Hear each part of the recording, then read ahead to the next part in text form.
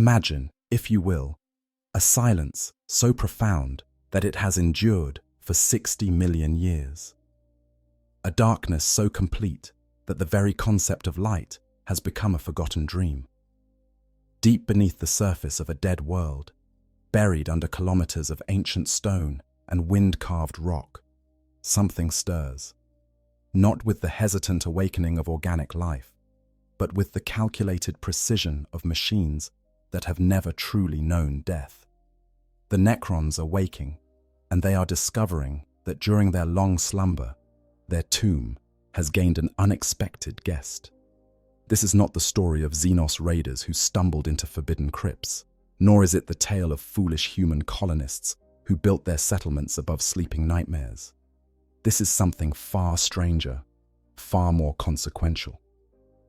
This is the story of what happens when the undying legions of an empire that spanned the stars before humanity learned to make fire discover that one of the Imperium's most elite warriors lies dormant in their halls. A Custodian, one of the Emperor's own golden guardians, entombed within a walking sarcophagus of war, has somehow found his way into the deepest chambers of a Necron tomb world. The questions this raises are as numerous as the stars themselves, but before we can explore them, we must understand exactly what we're dealing with.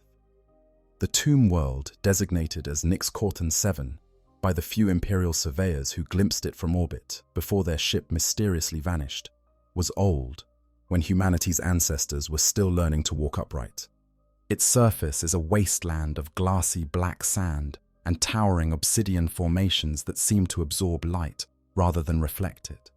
The atmosphere, what little remains of it, is a toxic soup of noble gases and trace elements that would kill an unprotected human in seconds. But beneath this desolate landscape lies something far more terrible than any environmental hazard. The tomb complexes of Nix-Cortan 7 extend for hundreds of kilometers in all directions. A vast underground necropolis constructed using technologies that make the Imperium's most advanced cogitators look like children's toys. The architects of this subterranean empire were the Necrontyr, a race of short-lived beings who gazed up at the stars with bitter envy, knowing that their radiation-scorched biology would never allow them to see the wonders their minds could conceive. In their desperation for immortality, they made a pact with beings of such ancient and terrible power that even speaking their names was said to darken the stars. The Satan, the star gods, offered them eternal life in bodies of living metal, and in their hubris, the Necrontyr accepted. What they received was a curse disguised as a blessing. Their consciousness was transferred into shells of necrodermis, that miraculous substance that can repair itself from almost any damage, that can phase through solid matter, that conducts energy with perfect efficiency. But in the process, they lost something infinitely more precious than their fragile flesh. They lost their souls. Now, after 60 million years of dreamless sleep, the automated systems of Nix-Cortan 7 are initiating awakening protocols. Something has triggered the tomb's defensive subroutines, something that the ancient programming does not recognize. Deep in the central crypt, where the lords and overlords of the dynasty sleep in ornate sarcophagi adorned with glyphs that predate human writing by epochs, energy begins to flow through circuits that have known only stillness for longer than human memory can comprehend.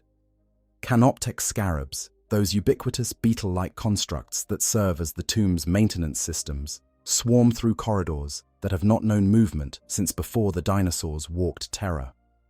They are following a signal, an anomaly detected by sensors that can perceive reality in ways that would drive a human observer mad with incomprehension. What they find in a sealed chamber near the tomb's western periphery should not exist. It should not be possible. The chamber itself shows signs of catastrophic damage that has been partially repaired by the tomb's self-maintenance systems. But the repairs are wrong, imperfect, as if the automated systems could not quite understand what they were dealing with. At the center of the chamber, surrounded by the wreckage of what might have once been ancient Necron war constructs, stands a figure that radiates a kind of presence even in complete stillness. It is roughly humanoid in shape, but massive, easily twice the height of a man and proportionally broader. Its armor, if it can be called that, gleams with a dull golden sheen even in the near darkness of the tomb. Auramite, the scarab's sensors report, though the word means nothing to their limited consciousness, a substance unknown to Necron databases, composed of elements and alloys that suggest construction techniques completely foreign to their understanding. This is a Contemptor Galatus dreadnought of the Adeptus Custodes, and its presence here is an impossibility that demands explanation. Before we can understand the implications of this discovery, before we can grasp the weight of what the awakening Necrons are about to face, we need to understand exactly what a Custodian dreadnought represents. These are not the crude walking coffins that the Adeptus Astartes employ, those necessary compromises between preserving a critically wounded warrior and granting him the ability to continue serving the Emperor. No, a Custodian dreadnought is something far more sophisticated, far more terrible, and infinitely more tragic. The Golden Guardian entombed, the Adeptus Custodes, are not simply enhanced humans, nor are they merely superior versions of the Space Marines. They are to the Astartes as the Astartes are to baseline humanity, a gulf of capability and purpose that cannot be adequately expressed in mere numbers. Each Custodian is a work of art, a unique creation of the Emperor himself, crafted over years or even decades, using secrets of genetic alchemy that died with their creator. Where Space Marines are mass-produced warriors forged from gene seed templates, Custodians are individually designed masterpieces, each one representing countless hours of the Emperor's direct intervention and attention. Their reflexes operate on a level that makes even the swiftest Astartes seem sluggish in comparison. Their strength can shatter ceramite with casual blows.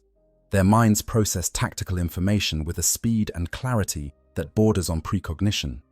But even these paragons of human achievement can fall. Even these golden giants can suffer wounds so catastrophic that not even their incredible biology can heal them. When a Custodian suffers injuries that would kill him outright, when his body is shattered beyond the ability of even the most skilled chirurgeons to repair, he faces a choice that no warrior should ever have to contemplate. He can accept death, releasing his spirit to whatever afterlife awaits the Emperor's chosen, his service complete and his honor intact. Or he can choose to be preserved, to have what remains of his ruined flesh encased in a sarcophagus and installed into one of the most advanced war machines ever created by human hands. Most choose death. The prospect of existence within a dreadnought chassis, cut off from the world by meters of adamantium and ceramite, perceiving reality only through mechanical sensors, is a fate that even the most dedicated Custodian finds difficult to embrace. But some, a very few, make the other choice. Perhaps they believe their duty is not yet complete. Perhaps they possess knowledge or skills that the Imperium cannot afford to lose. Perhaps they simply cannot bear to leave their brothers to face the galaxy's horrors without them.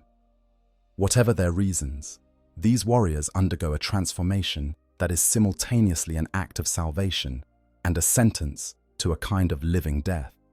The process begins with the careful extraction of what remains of the Custodian's organic components.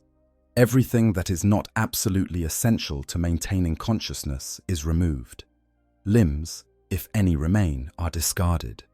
The torso, already likely reduced to little more than a mass of trauma and failed organs, is further reduced until only the most critical systems remain. The brain, naturally, is preserved with fanatical care, as are whatever portions of the nervous system can be salvaged. These biological remnants, this pitiful collection of tissue and neural matter that was once a warrior of unmatched prowess, is then suspended in a nutrient bath within an armor-glass amniotic tank. This tank becomes the heart of the dreadnought, the organic core around which everything else is built. Unlike the sarcophagi used for Space Marine dreadnoughts, which are relatively standardized and can be installed into various chassis types, A Custodian's life support system is unique, designed specifically for that individual warrior. The connection between organic brain and machine systems is achieved through neural interfaces so advanced that they make the mind impulse units used by Space Marine vehicles look like primitive electrical wiring. These interfaces are not simply connections. They are extensions of the Custodian's nervous system, grown from his own neural tissue and enhanced with technologies that blur the line between biology and machinery. When properly integrated, the Dreadnought becomes not a vehicle that the Custodian controls, but an extension of his body, as natural to move as his original limbs once were. The chassis itself is a marvel of artifice that takes the Contemptor pattern used by the Astartes and elevates it to a level of sophistication that borders on the impossible. The Contemptor Galatas, the most common pattern deployed by the Custodes, is built around the concept of being a mobile anchor point for a battle line. Where other dreadnoughts are designed to deliver devastating firepower or crush enemies in close combat, the Galatas is designed to be immovable, an unbreakable point around which an entire army can rally. Its primary weapon is the Galatas Warblade, a power sword scaled up to dreadnought proportions that can shear through ranks of armored infantry with contemptuous ease. Integrated into the blade's hilt are twin-linked Infernus incinerators, flame weapons that can purge entire formations of light infantry or cleanse fortified positions with gouts of Promethean fire. But the Galatas' true strength lies not in its weapons, impressive though they are, but in its defensive capabilities. The Presidium shield, a massive energy barrier that the Dreadnought can project, makes an already formidable construct nearly invincible. This is not a simple force field or refractor array. The Presidium shield operates on principles that the Adeptus Mechanicus has never fully understood, projecting a barrier of gravitic and electromagnetic force that can turn aside weapons that would reduce entire buildings to rubble. Plasma bolts that could melt through the armor of a Land Raider splash harmlessly against its surface. Lascanon beams, weapons that can punch through meters of reinforced ceramite, are diffracted into harmless light shows. Even the much-feared power of melter guns, those weapons that can reduce anything to superheated vapor, find their effectiveness dramatically reduced against this ancient protective technology. The armor of the Galatas itself is composed of layered plates of ceramite and auramite, that mysterious golden alloy that is worked into the war gear of all Custodians. Auramite is not simply rare or expensive, it is literally irreplaceable. The secrets of its manufacture were lost during the Horus Heresy, and what little remains in the Imperium's arsenals is jealously guarded and painstakingly maintained.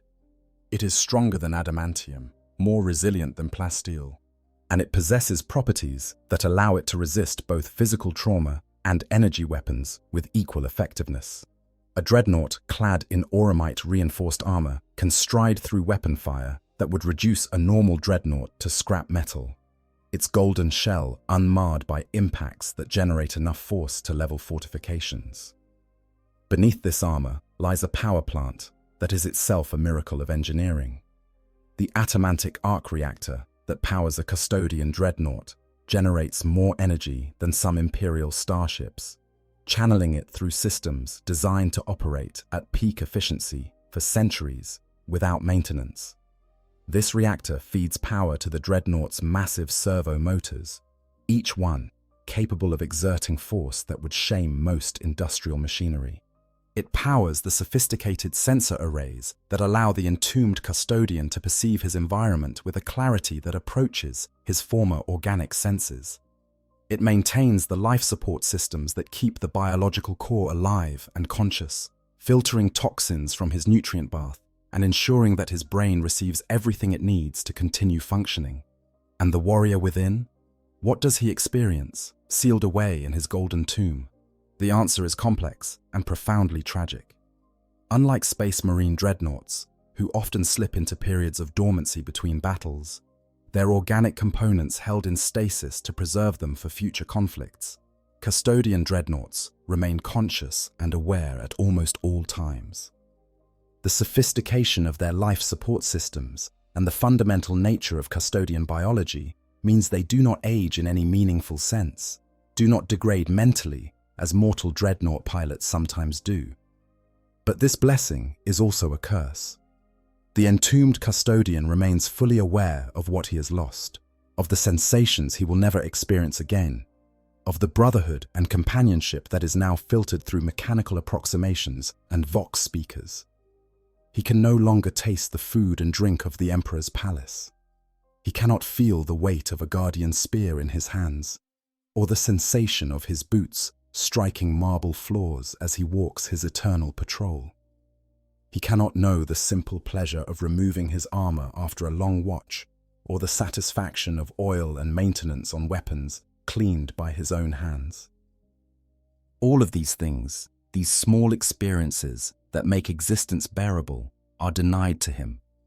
In their place, he has cold efficiency, perfect function, and the knowledge that he has become more weapon than man, more machine than warrior.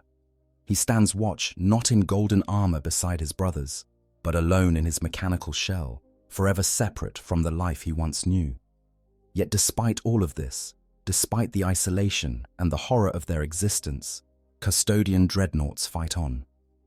They do so not out of simple programming or mindless devotion, but out of a conscious choice made every moment of every day.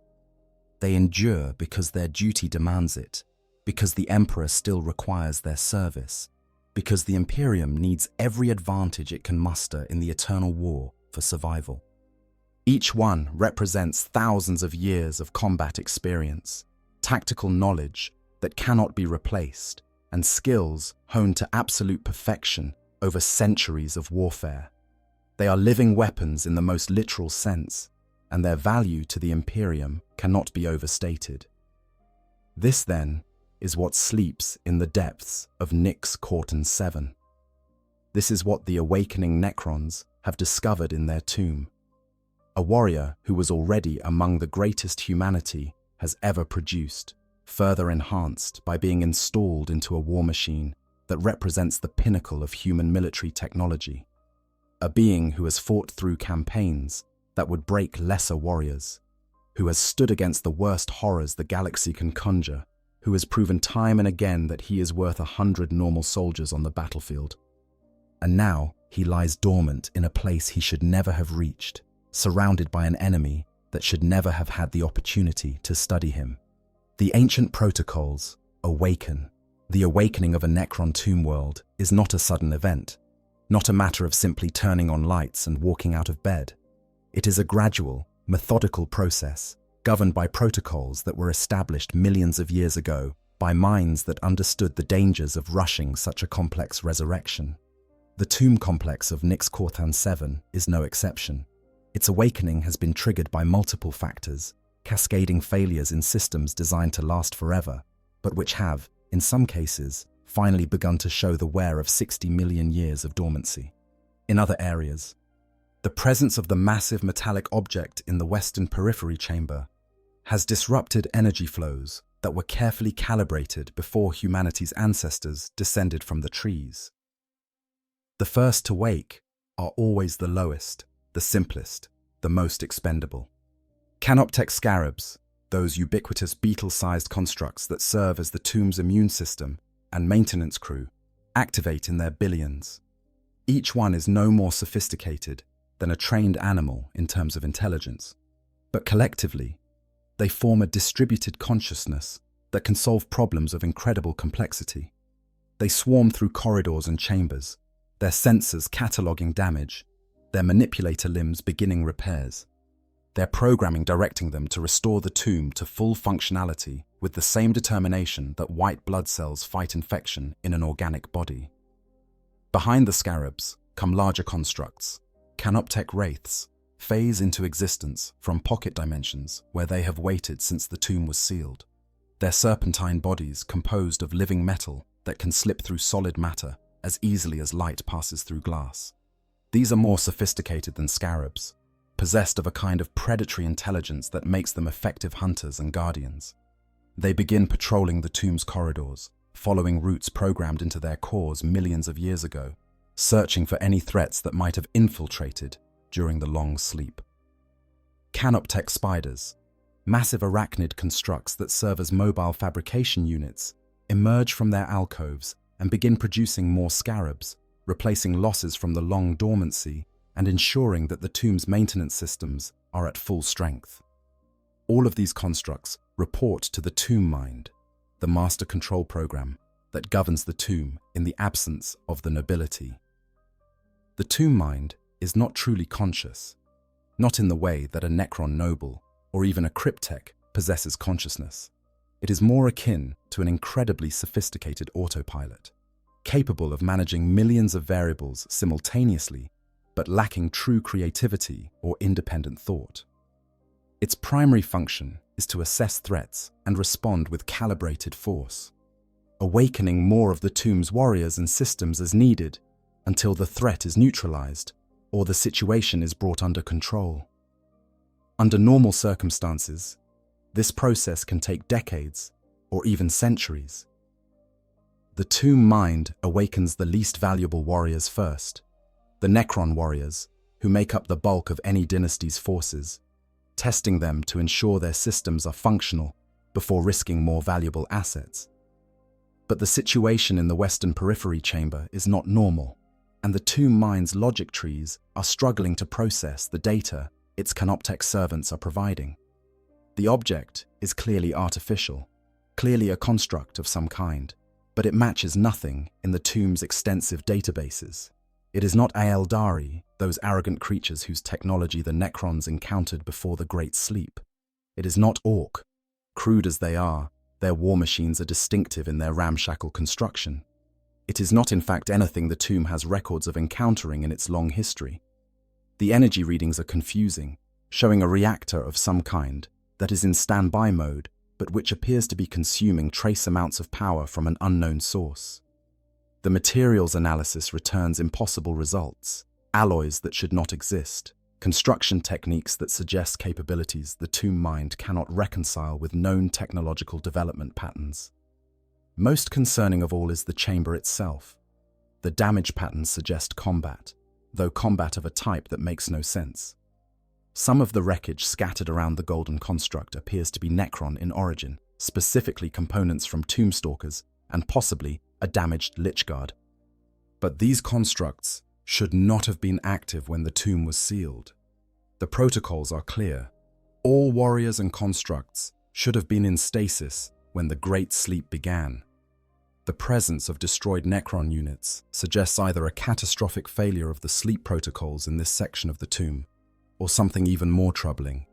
It suggests that something fought its way into the tomb while the majority of its defenders were helpless in stasis, something powerful enough to destroy Necron war machines, and then simply stopped. As the Canoptek constructs continue their analysis, the tomb mind makes a decision that will have profound consequences for everyone involved. The anomaly in the Western Periphery represents a threat of unknown magnitude, and threat assessment protocols dictate that such situations require the attention of higher functions. The tomb mind begins the process of awakening the crypteks, those technological masters whose understanding of the physical universe goes so far beyond normal comprehension that their works seem like sorcery to lesser beings. This is not a decision made lightly. Each awakening consumes enormous amounts of energy that must be carefully rationed until the tomb's primary power systems have been fully restored. But the presence of unknown technology in the tomb's heart justifies the expenditure. Deep in the tomb's central chamber, in a sarcophagus adorned with glyphs describing achievements in plasmantic manipulation that occurred before Earth had developed complex life, something stirs. Cryptek Hexalothian, master of the technomantic arts, awakens for the first time in 60 million years. The transition from perfect dormancy to full consciousness is jarring, though Hexalothian would never admit to experiencing anything as crude as discomfort. His consciousness, such as it is, loads into his necrodermis body's primary processors, like data being copied from one storage medium to another. Memories that are not truly memories flood through his awareness. experiences preserved as crystalline recordings rather than organic recollections. He remembers the Great Sleep beginning, remembers the final checks and protocols being initiated, remembers the satisfaction of systems optimally configured for long-term dormancy. He does not remember anything that would explain the current situation. According to the chronometric readings his internal systems are reporting, the planned sleep duration has not elapsed, not even close. They were supposed to sleep for 10 million years more at minimum, waiting for the galaxy to forget the Necrons existed, waiting for the Aeldari and their cursed psychic powers to destroy themselves, as the cryptex had predicted they eventually would. Something has gone wrong, fundamentally wrong, and Hexalothian's first conscious thought in 60 million years is one of cold, analytical concern. Before he can investigate further, the tomb mine floods his awareness with data about the Western periphery situation, and concern gives way to something that might, in an organic being, be called fascination. Within minutes, other cryptex are awakening, each one roused from their long dormancy by urgent priority codes from the tomb mind. Technomancer Vorsyke specializes in dimensional engineering. Plasmancer Thyrok commands the secrets of stellar energies. Chronomancer Nethian manipulates the flow of time itself with casual expertise. Together, this council of ancient technical experts represents knowledge and capability that would make the most accomplished tech priests of the Adeptus Mechanicus weep with envy and despair. They convene in the tomb's primary analysis chamber, their mechanical bodies gathering around hololithic displays that show the golden construct from every conceivable angle, sensor data cascading across screens that have not been active since before humanity learned to make fire. Fascinating, Hexalothian transmits through the tomb's communication network, his synthetic voice devoid of emotion, but carrying undertones that suggest genuine interest. The alloy composition is remarkable. This auramite material exhibits properties that approach the efficiency of necrodermis in some respects, though it lacks our living metal's regenerative capabilities. The atomic structure suggests deliberate engineering at a level I would not have credited any of the younger races with achieving. Technomancer Vorsyke gestures at the display, highlighting specific areas of the construct's armor. The dimensional harmonics are all wrong. This was not constructed in real space, or at least significant portions of it were not. I am detecting trace resonances that suggest exposure to higher dimensional energies, but not in the crude way the Aeldari manipulate the Imperium. This is something different. Something I have no reference for in my databases. Plasmancer Thyrok focuses on the reactor readings. The energy generation system is primitive compared to our own power matrices, yet there is an elegance to its design that suggests sophisticated understanding of atomic manipulation. It appears to be some form of fusion reactor, but one that operates on principles that are non-standard. The efficiency ratios are higher than simple fusion should allow, which suggests additional processes I cannot identify from these readings alone. Chronomancer Nethian, however, is not looking at the construct itself, but at the temporal readings around it. When he speaks, there is an undertone in his transmission that the others recognize as alarm. Though Necrons do not experience fear in any way, organic beings would understand it. The temporal displacement field surrounding this construct is orders of magnitude more sophisticated than anything we encountered during the war in heaven. It is not active, merely residual, but the signature suggests technology for manipulating local time that rivals our own chronometric chambers. More than that, the decay patterns in the field suggest it has been here for... He pauses, running calculations. If these readings are accurate, this construct entered our tomb approximately 200,000 solar cycles ago. The revelation causes a cascade of reassessments among the assembled cryptex. 200,000 years. A blink of an eye in the vast span of 60 million years. But it means this construct arrived relatively recently in the tomb's dormancy. The damaged Necron constructs in the chamber suddenly make sense. The tomb's automated defense systems must have activated in response to the intrusion, and some kind of battle occurred. But why did the battle stop? What could have convinced both sides to cease hostilities? And more importantly, how did this golden warrior construct end up in what appears to be a state of voluntary dormancy? "We need more information," Hexalothian declares. "The Tomb Mind's decision to awaken us was correct. This is not a situation that automated systems can properly evaluate. I recommend we proceed with awakening Lord Kentakari. The strategic implications of this discovery require noble insight, not merely technical analysis." The other cryptechs express their agreement through data transmissions, and the process of awakening a Necron Lord begins. This is a more significant commitment of energy resources, as the lords and overlords of the dynasty possess consciousness and awareness far beyond what the lesser warriors retain. They are individuals in a way that the rank-and-file Necrons can never be, their personalities and ambitions preserved through the biotransference process, with a fidelity that approached perfection. Awakening them is not merely activating a system. It is rousing genuine consciousness from a sleep longer than most species exist. Lord Kentakari's sarcophagus is located in the Tomb's Hall of Honor, a vast chamber whose walls are inscribed with the deeds and accomplishments of the dynasty's nobility, dating back to when they were still flesh and blood Necrontyr. The awakening process is accompanied by ritual and ceremony. Even though there is no one present to appreciate it beyond the cryptechs and the monitoring canoptech constructs, this is not mere affectation.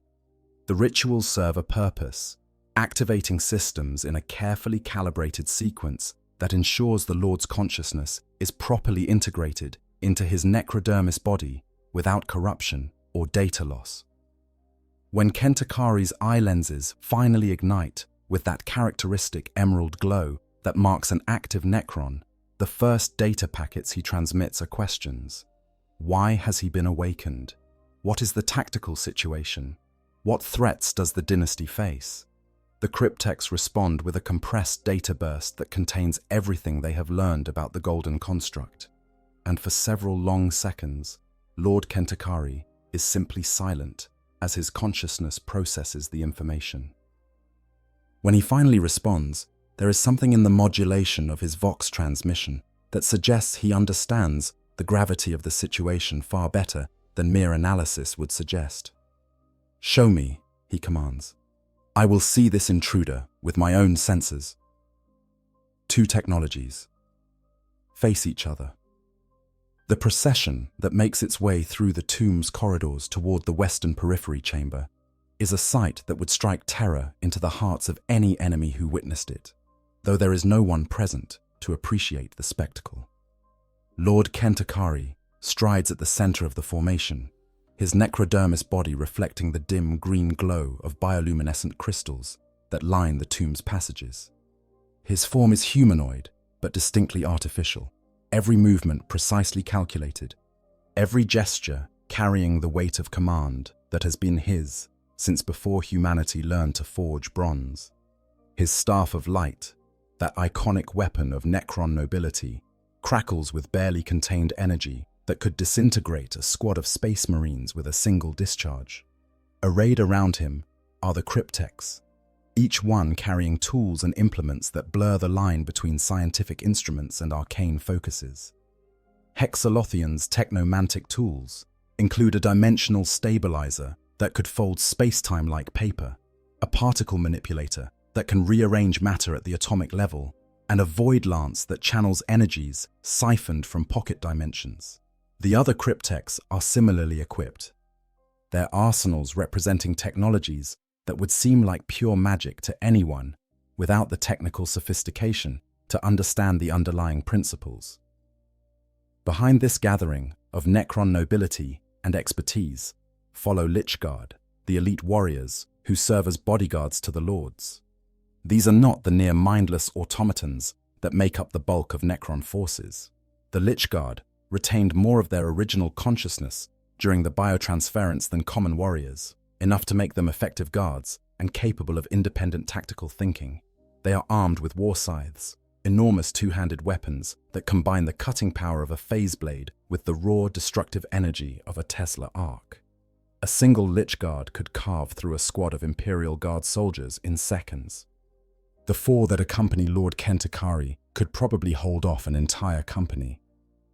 As they approach the chamber, the Canoptech scarabs that have been maintaining constant surveillance on the golden construct scatter, making way for their betters with the unconscious deference of servitor organisms recognizing higher intelligence.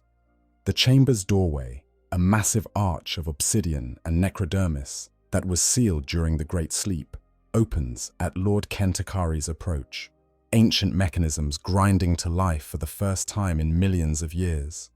The Lord strides through, and for the first time, Necron nobility comes face to face with the Custodian Dreadnought.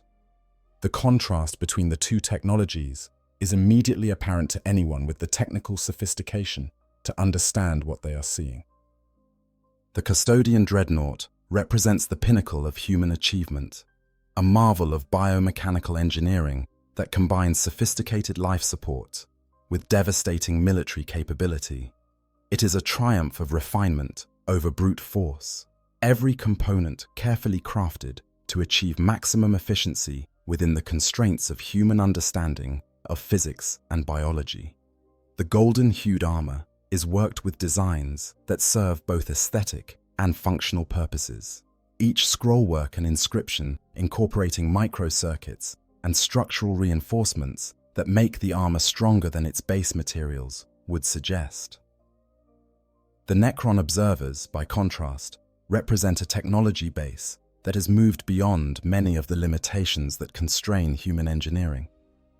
Necrodermis, the living metal that composes their bodies, is not merely durable. It exists partially in multiple dimensions simultaneously, allowing it to phase through solid matter when required and to redistribute damage across its entire structure, rather than concentrating it in impact points. Their weapons do not fire bullets or plasma bolts, but instead channel energies that can unmake matter at the atomic level, stripping away molecular bonds and reducing even the most durable materials to their constituent particles. Their power systems do not rely on crude fusion or fission, but instead tap into fundamental forces of the universe itself, drawing energy from sources that human science does not even have names for. Lord Kentakari circles the Dreadnought slowly, his sensors analyzing every surface, every joint, every external component. The cryptechs follow, their own more specialized instruments gathering data at levels of detail that would overwhelm human cogitators. What they are discovering is both intriguing and, in some ways, troubling. This construct, this war machine from a species that should barely have mastered interstellar travel, displays engineering sophistication that approaches, though does not match, Necron standards in several key areas. The armor plating, Hexalothian reports, is a composite of several materials layered in a configuration that maximizes resistance to both kinetic and energy-based attacks. The primary component is a ceramic compound similar to ceramite, but denser and more resilient. Interspersed between the ceramic layers is this auramite alloy, which appears to be some form of gold-based metamaterial designed to disperse and distribute energy impacts across a wider area. The construction technique suggests the builders understood principles of resonance damping and harmonics that I would not have expected from such a primitive civilization. Technomancer Vorsik is examining the Dreadnought's power plant, or at least the external manifestations of it. The reactor is contained within a gravitic isolation field that prevents direct analysis, but based on radiation signatures and waste heat patterns, I can infer its basic operation. It is definitely fusion-based, utilizing a deuterium-tritium cycle enhanced by what appears to be an antimatter injection system for power density increases. The efficiency is perhaps 60% of what our own power matrices achieve, which is frankly better than I expected. More interesting is the shielding. There are layers of protection around the reactor that suggest the builders were deeply concerned about catastrophic failure. This is not a reactor designed to be disposable or easily replaced. it is meant to run for centuries without maintenance. Plasmancer Thyrock has focused his attention on the sensor arrays visible as small domes and projections across the Dreadnought's hull. The sensory apparatus is crude but functional. Visual spectrum optics with enhancement into infrared and limited ultraviolet. Passive radiation detectors. Acoustic sensors that can function in atmosphere or register vibrations through solid surfaces. Motion detectors using both thermal and electromagnetic principles.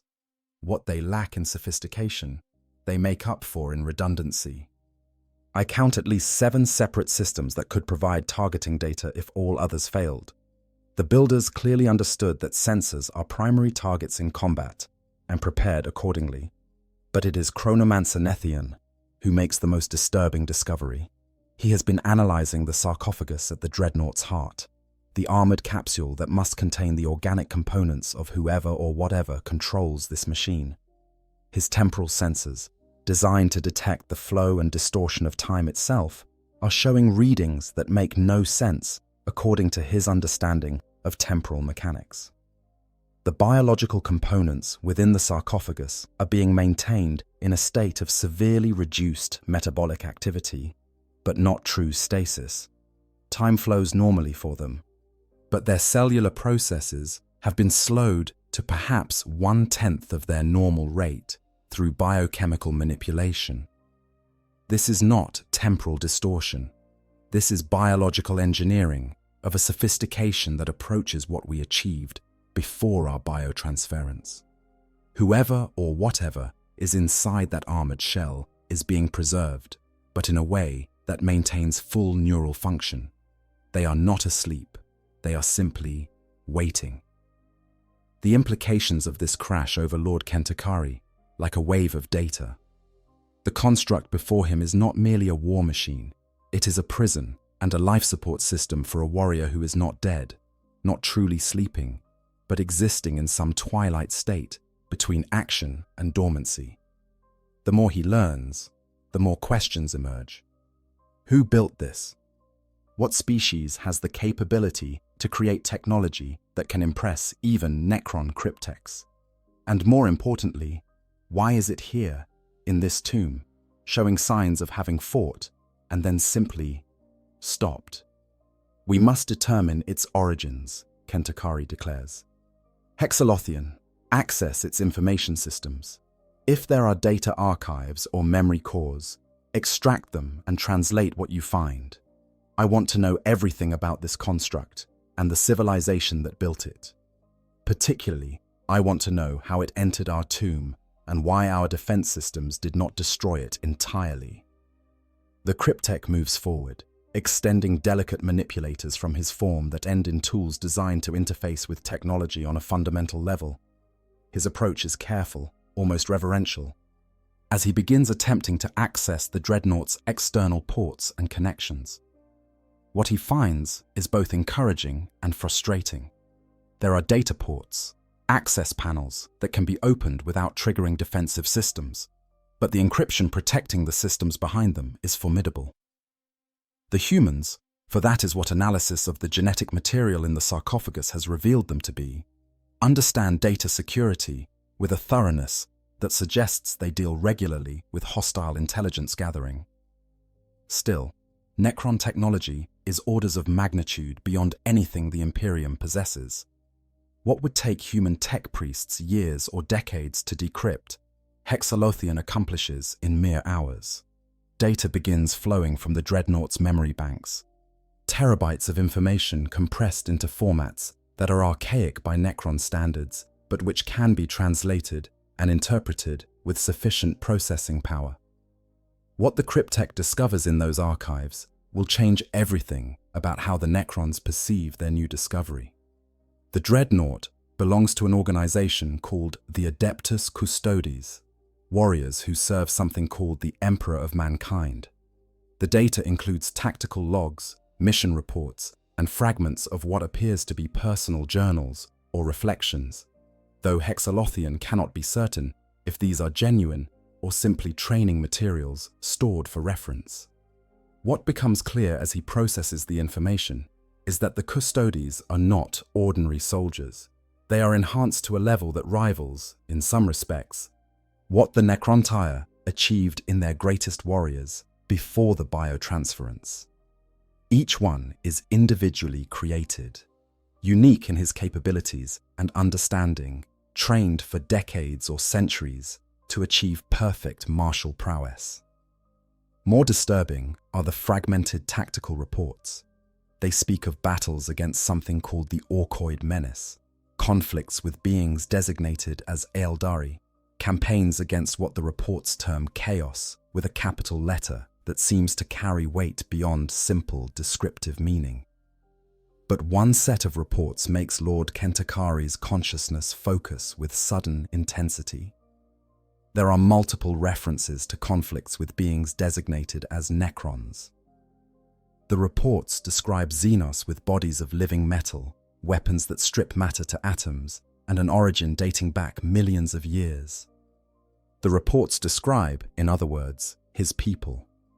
The Dreadnought has fought against Necrons before, multiple times, if the tactical logs are to be believed. The data includes analysis of Necron weapons, weaknesses in Necron tactics that have been observed, and recommendations for engaging Necron forces effectively. The irony is not lost on Kentakari. His people's technology and tactics have been studied, analyzed, and countermeasures developed by this supposedly primitive species. Worse, according to these reports, the Custodians and their allies have achieved victories against Necron forces on multiple occasions.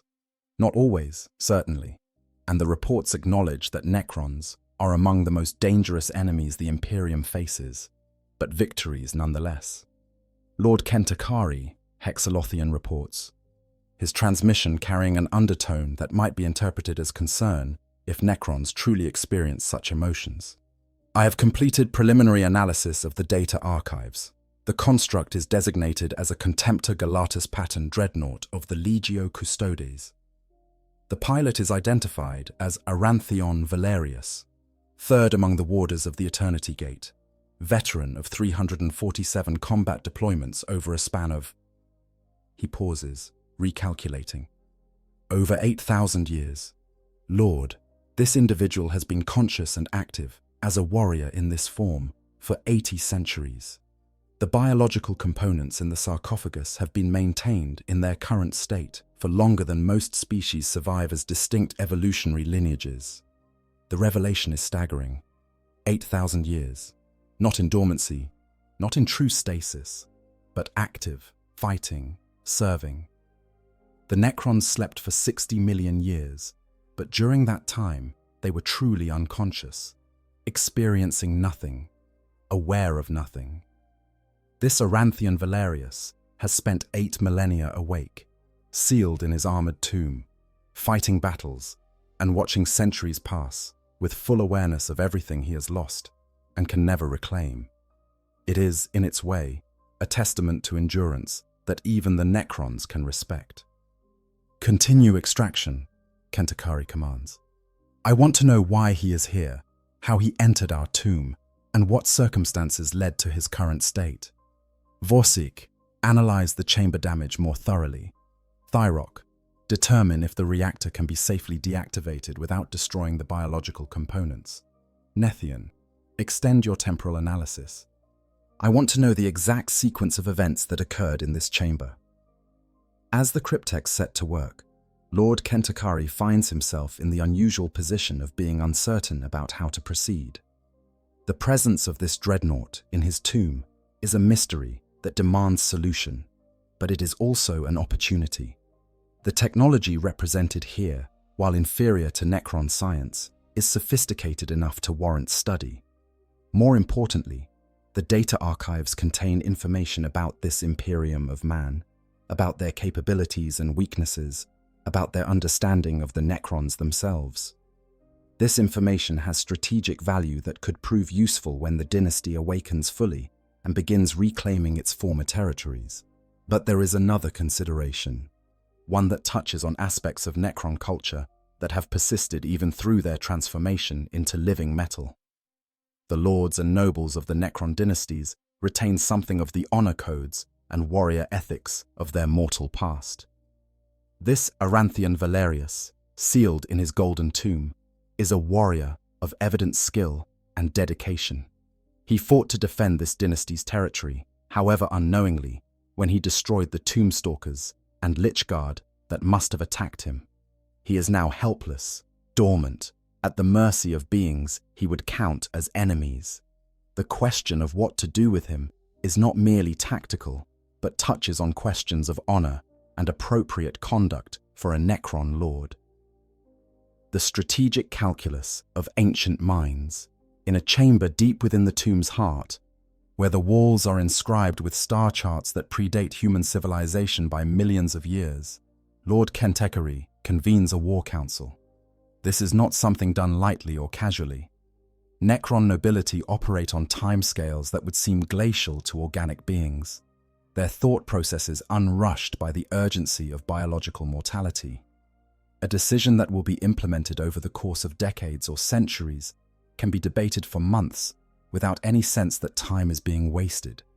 But in this case, the situation demands relative haste, if only because the energy expenditure of keeping the tomb's higher functions active is substantial. Present at this council are not only the cryptechs who have been studying the Custodian Dreadnought, but also other members of the tomb's nobility who have been awakened to provide counsel and perspective. Each brings their own expertise and viewpoint, shaped by millions of years of experience, distilled into crystalline memory matrices that allow them to access and analyze past events with perfect clarity. The discussion, conducted through data transmissions that carry far more information than simple speech, covers multiple angles of approach to the Aranthian Valerius problem. The strategic value of the information we have extracted from its archives cannot be overstated, argues Cryptech Hexalothian, displaying hololithic projections that summarize key findings. This Imperium of man has expanded across significant portions of the galaxy during our dormancy. They number their worlds in the millions, their soldiers in the countless billions. They have developed technologies we did not anticipate, particularly in the areas of warp travel and genetic manipulation. More relevantly, they have encountered Necron forces on numerous occasions and have developed tactics specifically designed to counter our advantages. He highlights specific portions of the tactical data. Their primary strategy when facing Necron warriors is to concentrate overwhelming firepower to ensure complete destruction of the necrodermis body, preventing reanimation protocols from functioning. They have identified that rapid assault tactics, particularly drop pod deployments directly onto tomb world positions, can bypass many of our normal defensive advantages by negating our superior range. They have learned to target cryptechs and lords preferentially, disrupting command hierarchies and creating tactical confusion among the lower order warriors. These are not the tactics of a primitive species stumbling blindly into conflict. These are the tactics of a sophisticated military force that has studied us and adapted to our strengths. Technomancer Vorsyke adds his own analysis. The technology represented by this dreadnought suggests capabilities we must factor into future strategic planning. If this is representative of their elite forces, then the Imperium possesses warrior assets that can pose genuine threats to our Lichguard and even to lords in individual combat. The armor's resistance to energy weapons suggests they have developed materials science to a level that makes them less vulnerable to our standard weaponry than we assumed. The sophisticated life support and neural interface systems indicate a willingness to sacrifice quality of life for enhanced combat capability that mirrors our own transition to necrodermis bodies, albeit in a far more limited fashion. But not everyone at the Council shares the cryptech's focus on intelligence gathering and technological assessment. Nemesis Caltheon, a warrior lord who commanded armies before the Great Sleep and who was awakened specifically to provide tactical perspective, takes a more direct view. The information is valuable, he concedes, his Vox transmission carrying undertones of impatience. But it does not change the fundamental strategic question. We have an enemy war machine in our tomb. It is currently dormant, but the data extraction has revealed that its power reserves are substantial and its reactor can potentially run for centuries more. What happens when it awakens? What happens when this Arantheon Valerius becomes conscious and realizes where he is? He projects combat simulations, holographic scenarios showing the Dreadnought activating in various locations throughout the tomb. Assume he awakens hostile. His weapons, while primitive by our standards, are nonetheless capable of inflicting significant damage. The Gauss weapons of our warriors would eventually reduce him to component atoms, certainly, but how many would he destroy before we achieved sufficient concentration of fire? 10, 20, 100. Each Necron warrior lost would need to be repaired or replaced, consuming resources we cannot afford to squander while the tomb is still in the process of full awakening.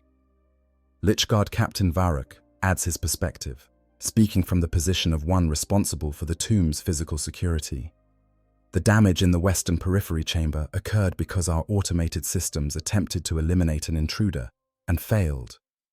The Tombstalkers and Lichguard, present in that section during the initial intrusion, were destroyed or severely damaged. This construct proved capable of defeating our standard defensive measures through a combination of superior armor, mobility, and firepower. If we allow it to remain active within the tomb, we create a persistent security threat that could manifest at the worst possible moment. Chronomancer Nethian offers a different concern, one rooted in his unique understanding of temporal mechanics. The temporal signatures I detected suggest that this Dreadnought's presence may not be entirely coincidental.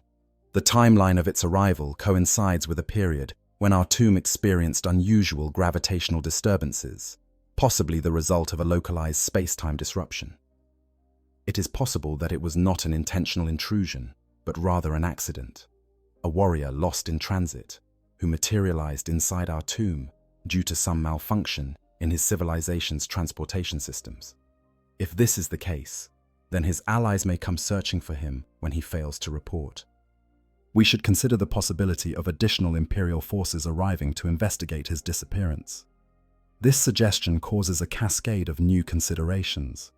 If the Imperium has the capability to track their lost assets, if they possess sensors or methods that can locate this Dreadnought even within the tomb's shielded depths, then his presence here becomes not just a security concern, but a potential beacon that could draw enemy forces directly to Nyx Corton 7.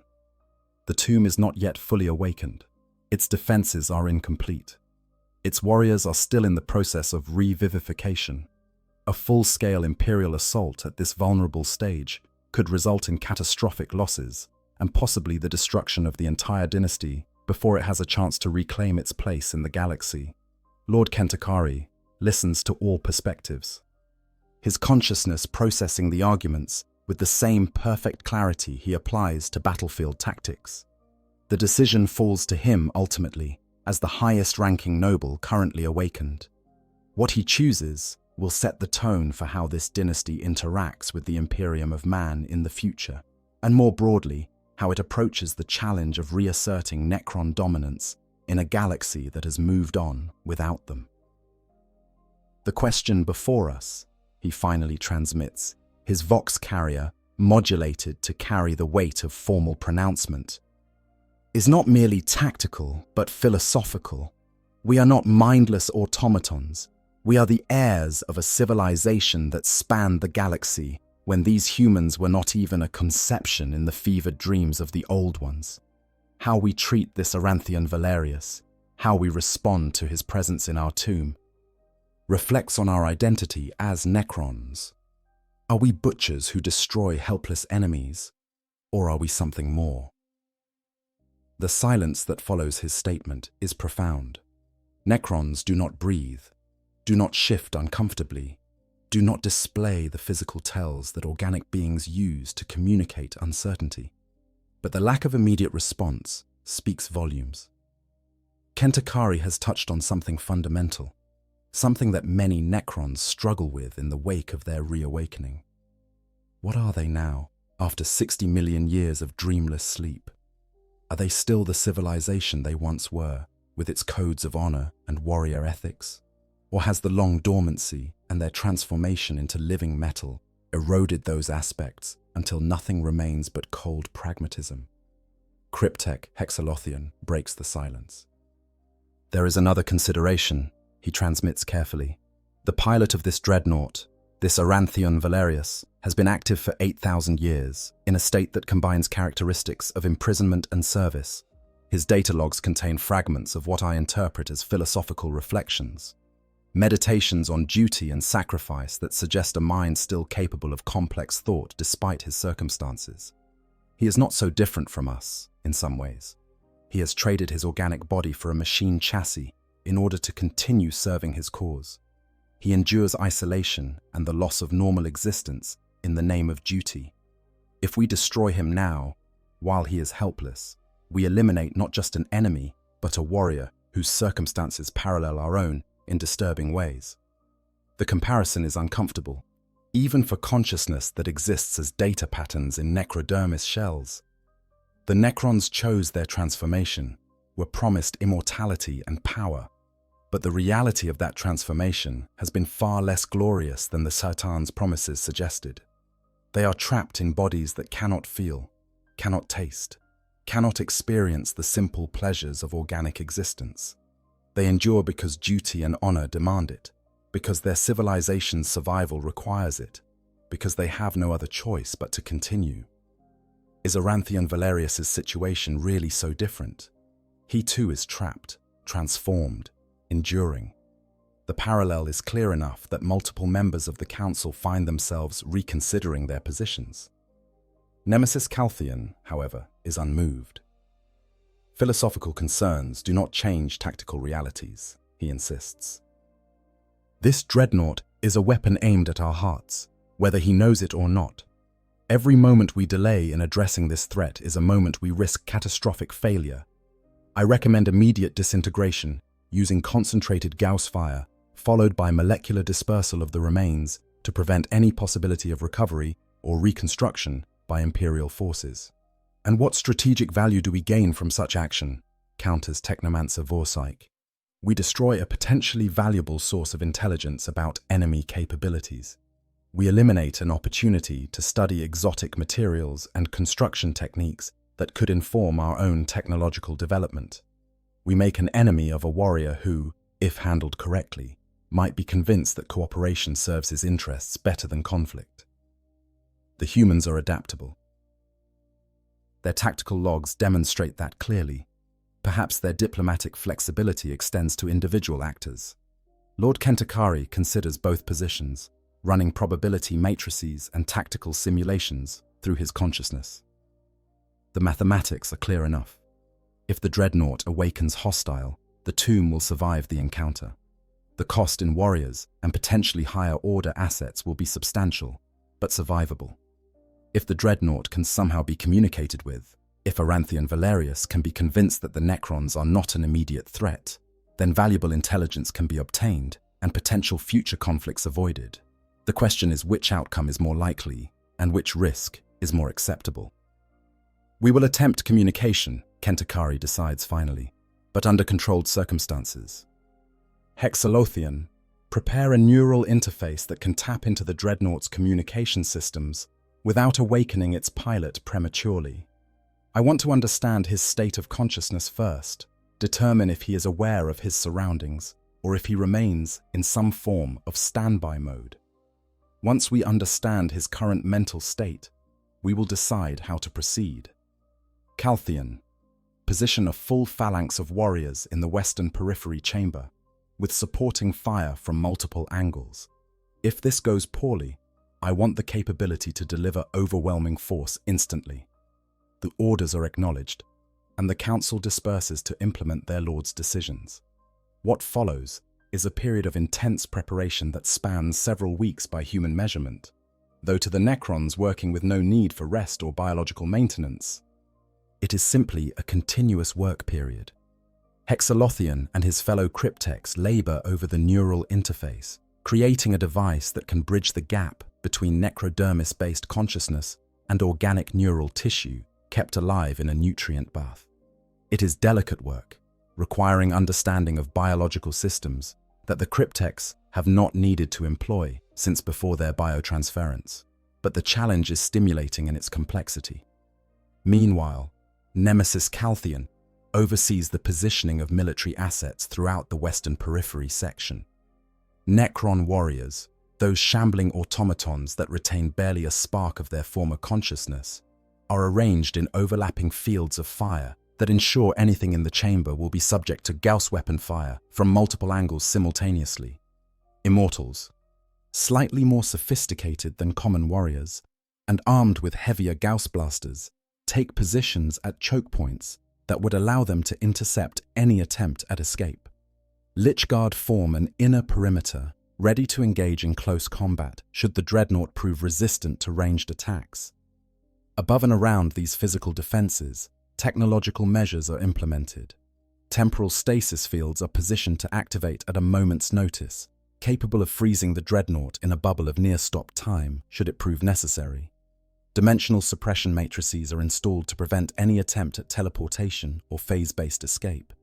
Every advantage the Necrons can claim through superior technology is leveraged to ensure that if combat occurs, it will be on their terms and with overwhelming superiority on their side.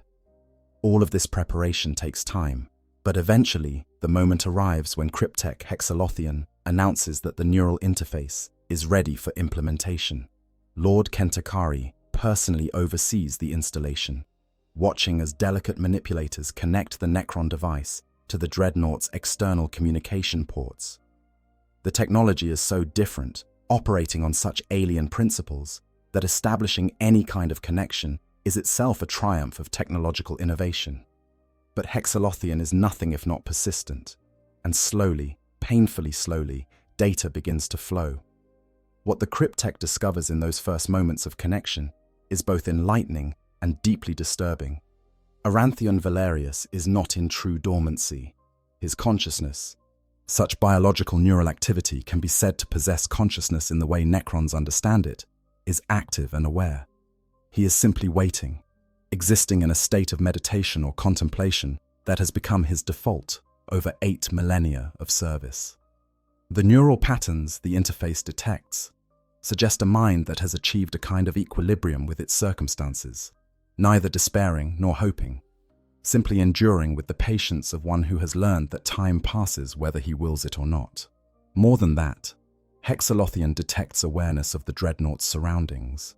The sensors remain active even in standby mode, and while Aranthion Valerius is not processing the data in real time, his consciousness has access to sensory recordings that the Dreadnought systems have been maintaining continuously. He knows he is not where he should be. He knows his surroundings are alien in character. He knows, though perhaps not with certainty, that he has fallen into enemy hands. And yet he has not attempted to activate combat protocols or emergency awakening procedures. He is waiting, conserving power, maintaining readiness, while gathering information through passive sensors before committing to action. He is tactically sophisticated, Hexalothian reports to the assembled lords and crypteks. He understands his situation is compromised, and he is choosing to wait rather than act precipitously. This suggests intelligence and self-discipline consistent with the elite status his organization claims. It also means that when we do initiate communication, he will be assessing our intentions just as thoroughly as we assess his responses. Lord Kentakari considers this new information. A waiting enemy is potentially more dangerous than one who acts rashly, but it also presents opportunities.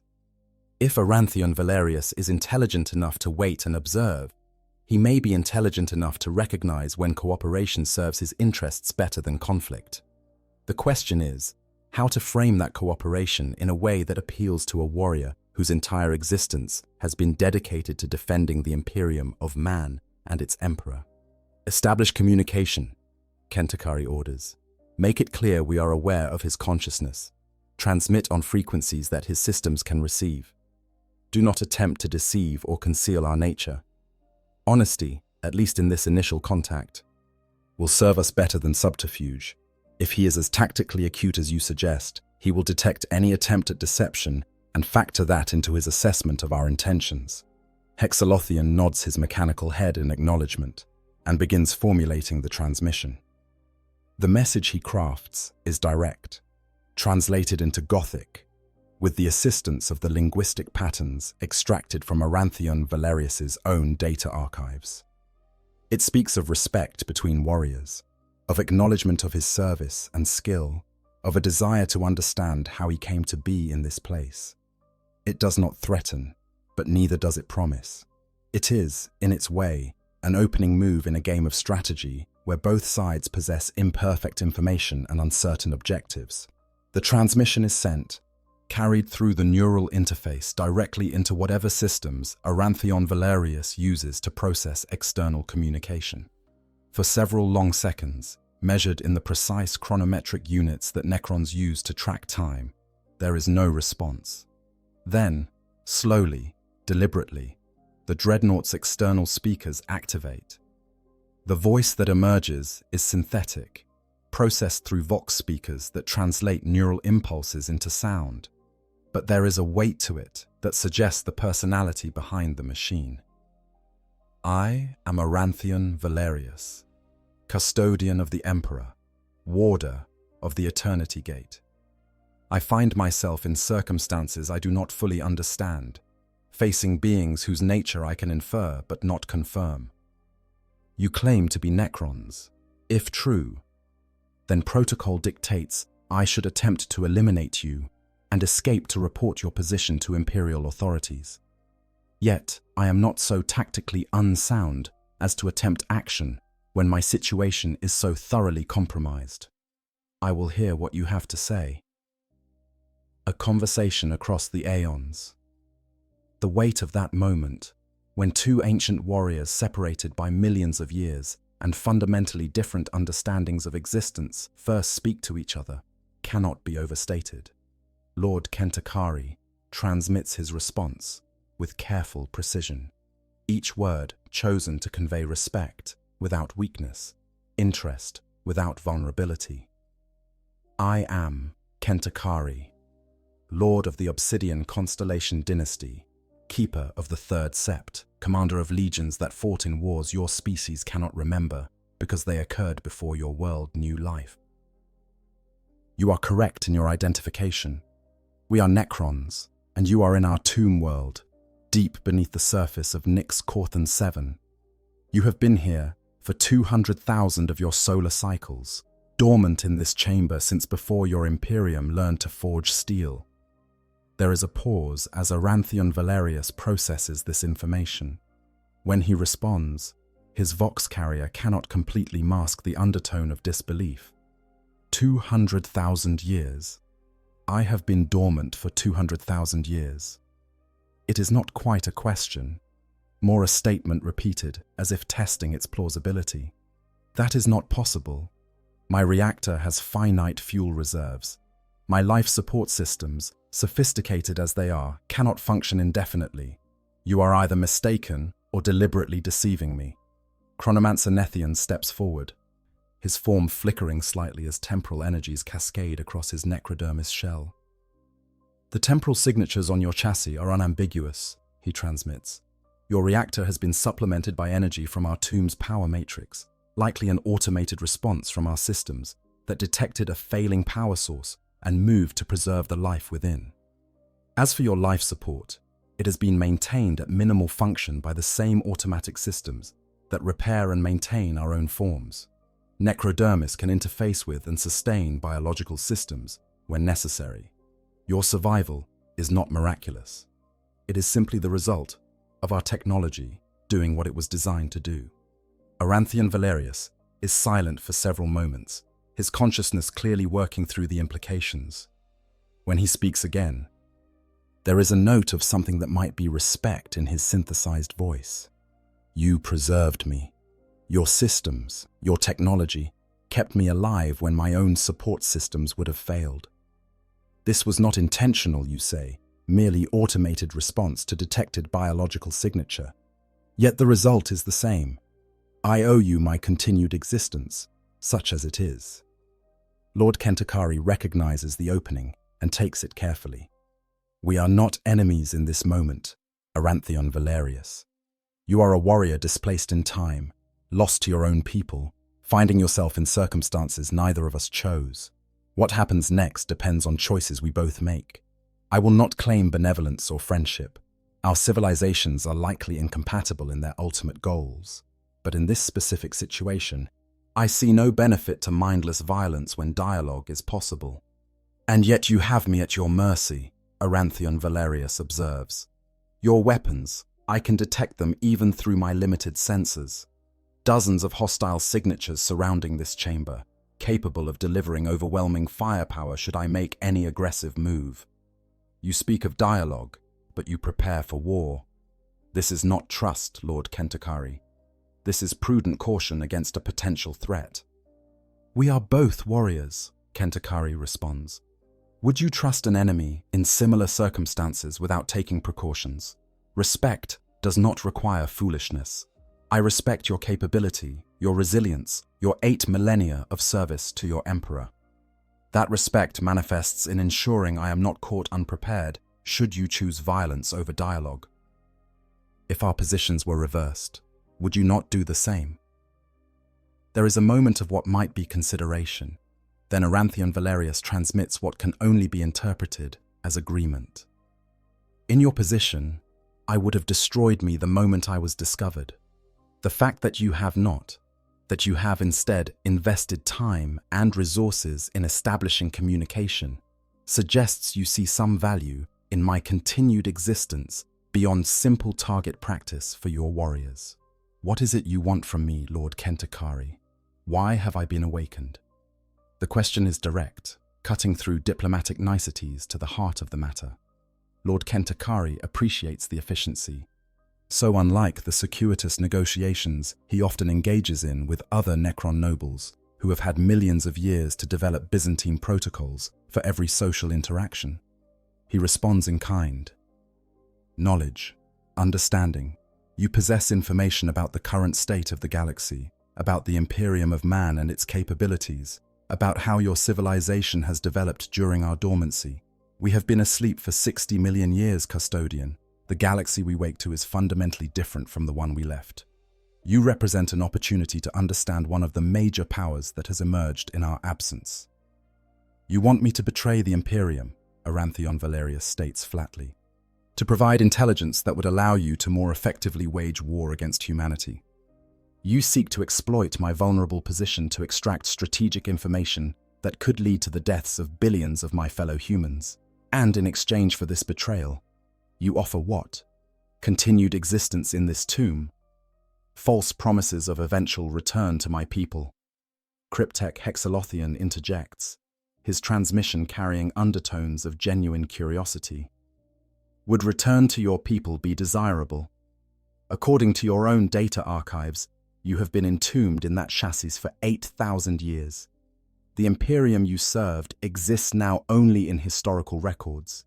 The individuals you knew, the companions you fought beside, the causes you championed, all are dust and forgotten memory. You are as displaced in time as any Necron awakening from stasis. What do you return to, even if we allowed it? The statement hits with the force of a physical blow, though Aranthion Valerius's only response is several seconds of silence. When he speaks again, there is something in his vox carrier that suggests he has touched on thoughts he has kept buried for millennia. The Emperor endures. The Imperium continues.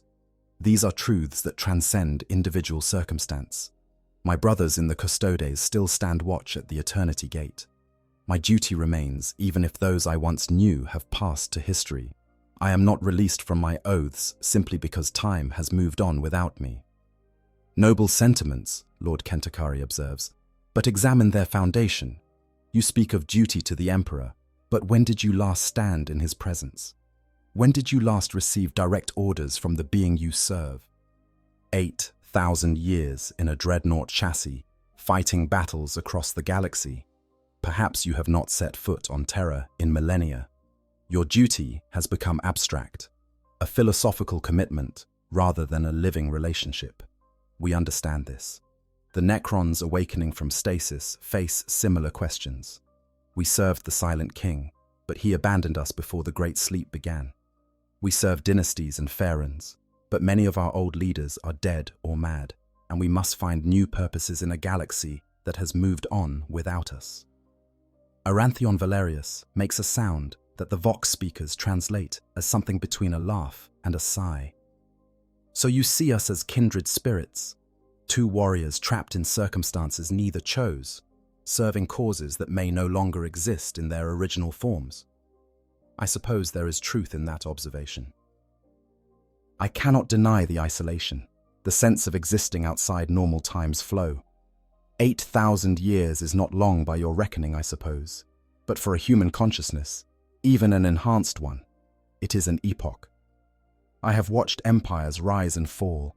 I have seen technologies discovered and lost. I have fought alongside heroes whose names are now legends, and stood over the graves of civilizations I once defended.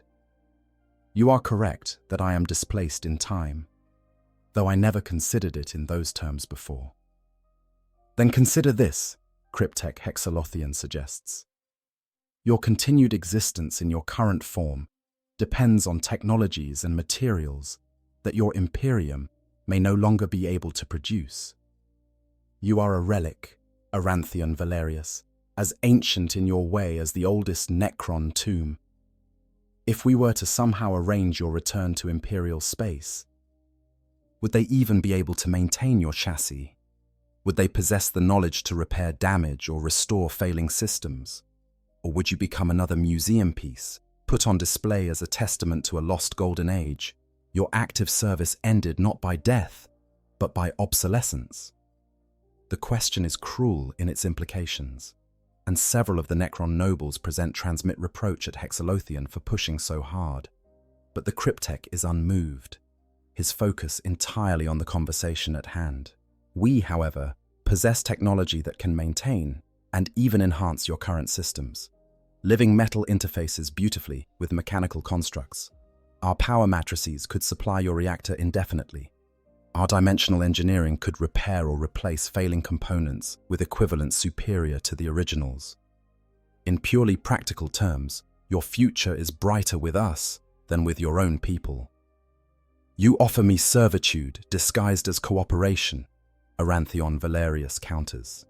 You want me to abandon my oaths, betray my duty, collaborate with Xenos enemies of humanity, and in exchange, you promise technological upgrades and continued existence. You understand nothing of honor if you think such an offer would appeal to a custodian. I would sooner die than betray the Emperor's trust. Lord Kentakari decides to take a different approach. Then let us discuss honor, Custodian. What is honorable about remaining ignorant when knowledge is available? What is honorable about making decisions based on incomplete information? I am not asking you to betray secrets or reveal tactical information that would be immediately used against your people. I am asking you to engage in dialogue, to exchange perspectives, to help me understand the galaxy that now exists, so that I can make informed decisions about my dynasty's future. In return, I offer the same.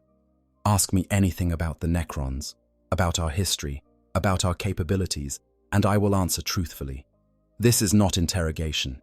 This is mutual education between warriors who respect each other's competence.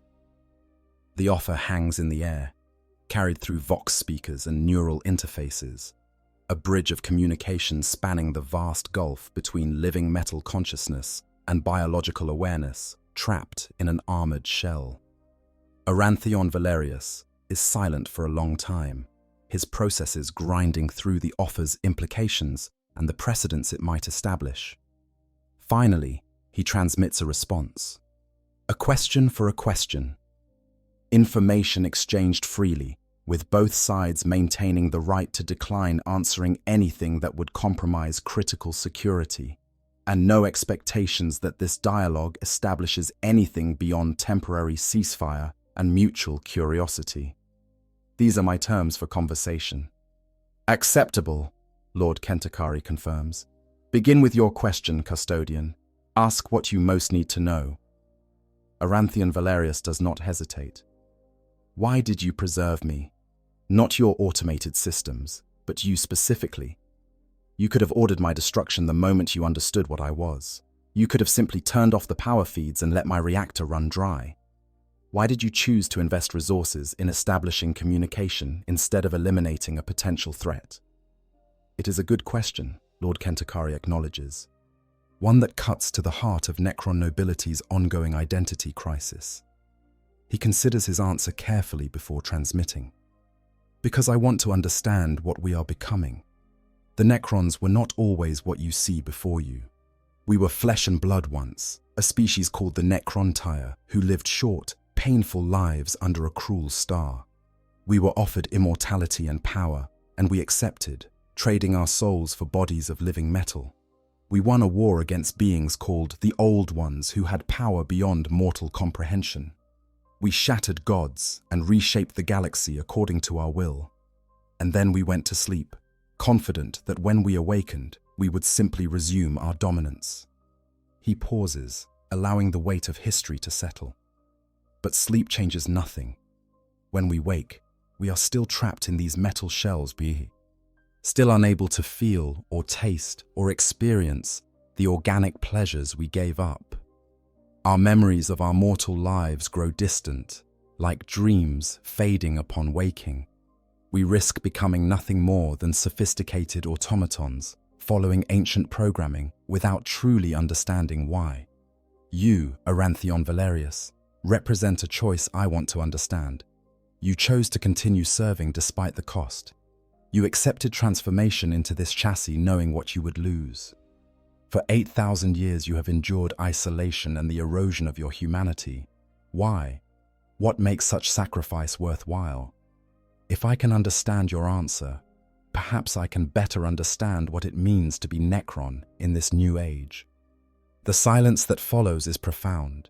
When Arantheon Valerius finally responds, his vox carrier modulation suggests something approaching respect. That was not the answer I expected. You speak of philosophy and identity, not tactics and strategy. Perhaps there is more to the Necrons than the mindless killing machines my briefings described. He pauses, then continues. My answer to your question is this. I serve because service gives meaning to existence. Without duty, without purpose beyond self-preservation, what am I but a collection of failing organs and deteriorating neural tissue kept alive by machines? My service to the Emperor provides context for my suffering, transforms isolation from tragedy into sacrifice. I endure not because I must, but because I choose to, because I believe that my continued vigilance, my accumulated experience, my willingness to fight on despite everything I have lost, serves a purpose larger than myself. Then we are not so different, Lord Kentakari observes. We both seek meaning in service, both find purpose in duty that transcends our personal circumstances. Perhaps that is the beginning of understanding between our peoples, or at least between individuals like us who exist at the margins of our respective civilizations. Perhaps, Arantheon Valerius acknowledges. Now, my question has been answered. You may ask yours. And so begins a dialogue that will stretch over days by human measurement. Though to the Necrons, with their mechanical patience, it is simply a continuous exchange of information. Lord Kentakari asks about the current state of the Imperium, about its military capabilities and strategic priorities. Arantheon Valerius responds with broad strokes, careful not to reveal specific tactical information, but willing to discuss general principles and observed patterns. In return, he asks about Necron technology, about the principles underlying their weapons and constructs, about the civilization they were before the biotransference. The Necron Lord answers with equal care, providing context and perspective without revealing specific vulnerabilities or technical specifications. Through this exchange, both parties begin to develop a more nuanced understanding of their counterpart. Lord Kentakari comes to appreciate that the Imperium of man is not simply a mindless collective of primitives, but rather a vast civilization with its own internal complexity and sophisticated understanding of warfare.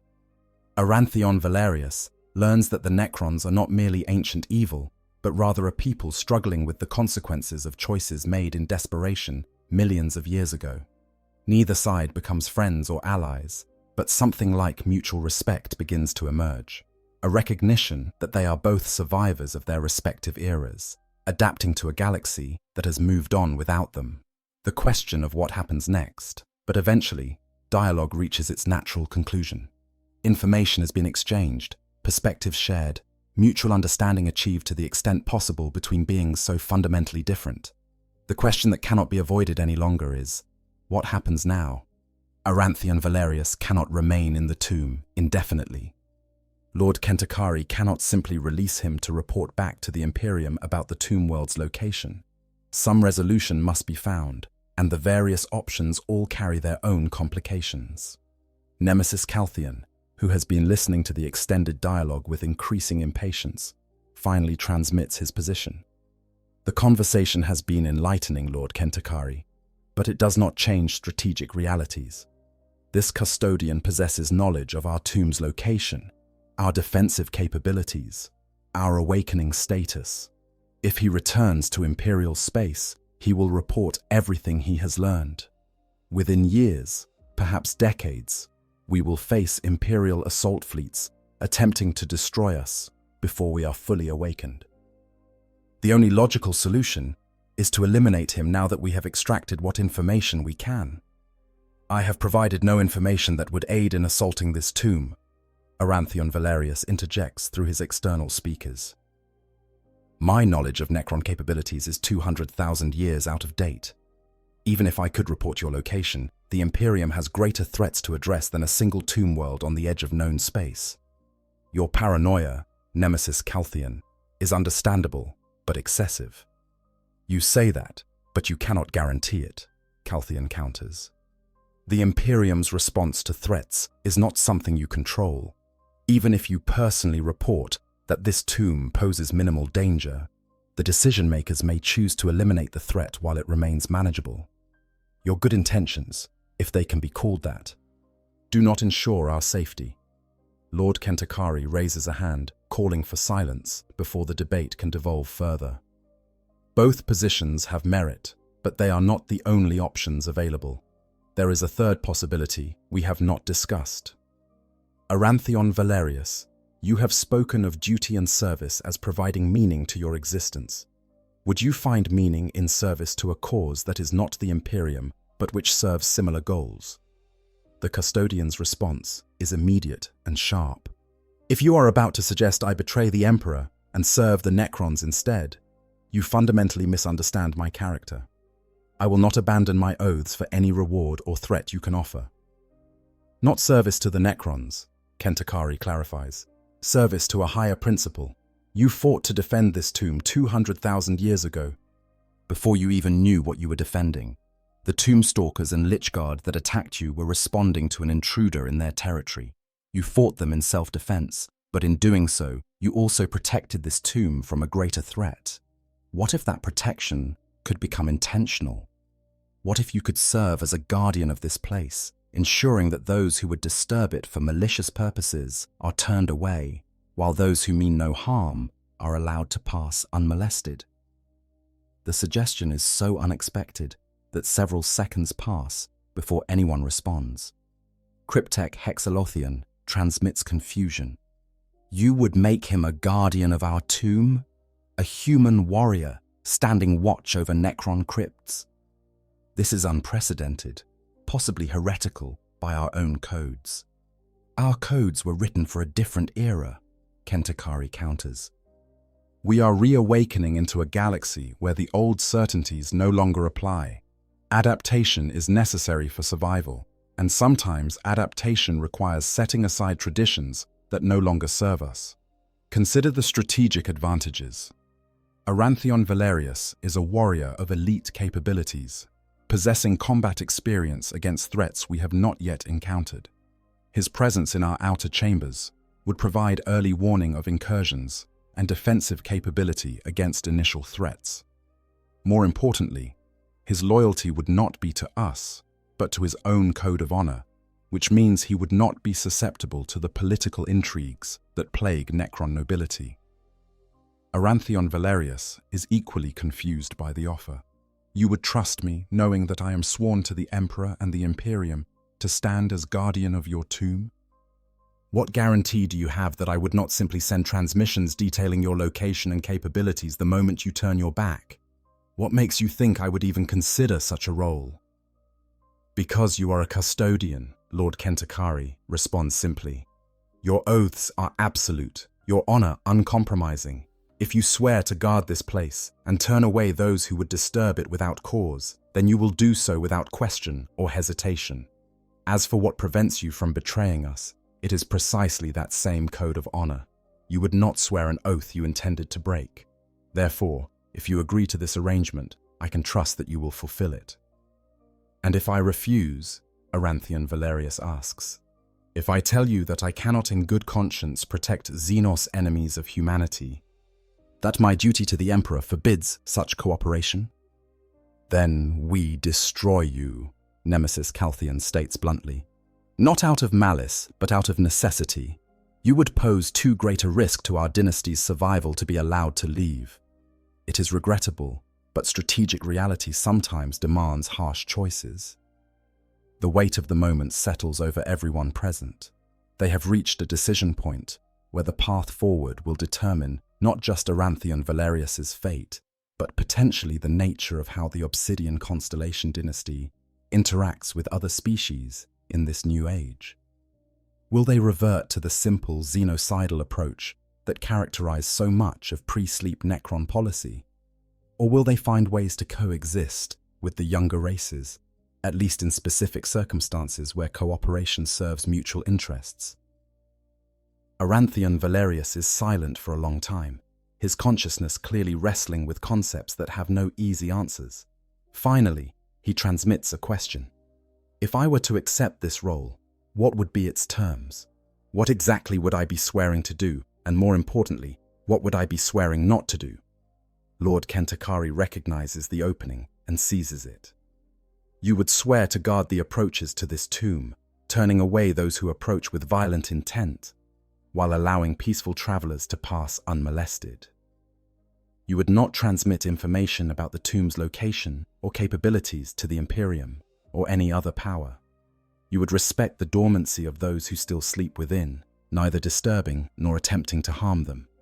In return, we would maintain your chassis in full functionality, provide power for your reactor, and repair any damage you suffer in the course of your duties.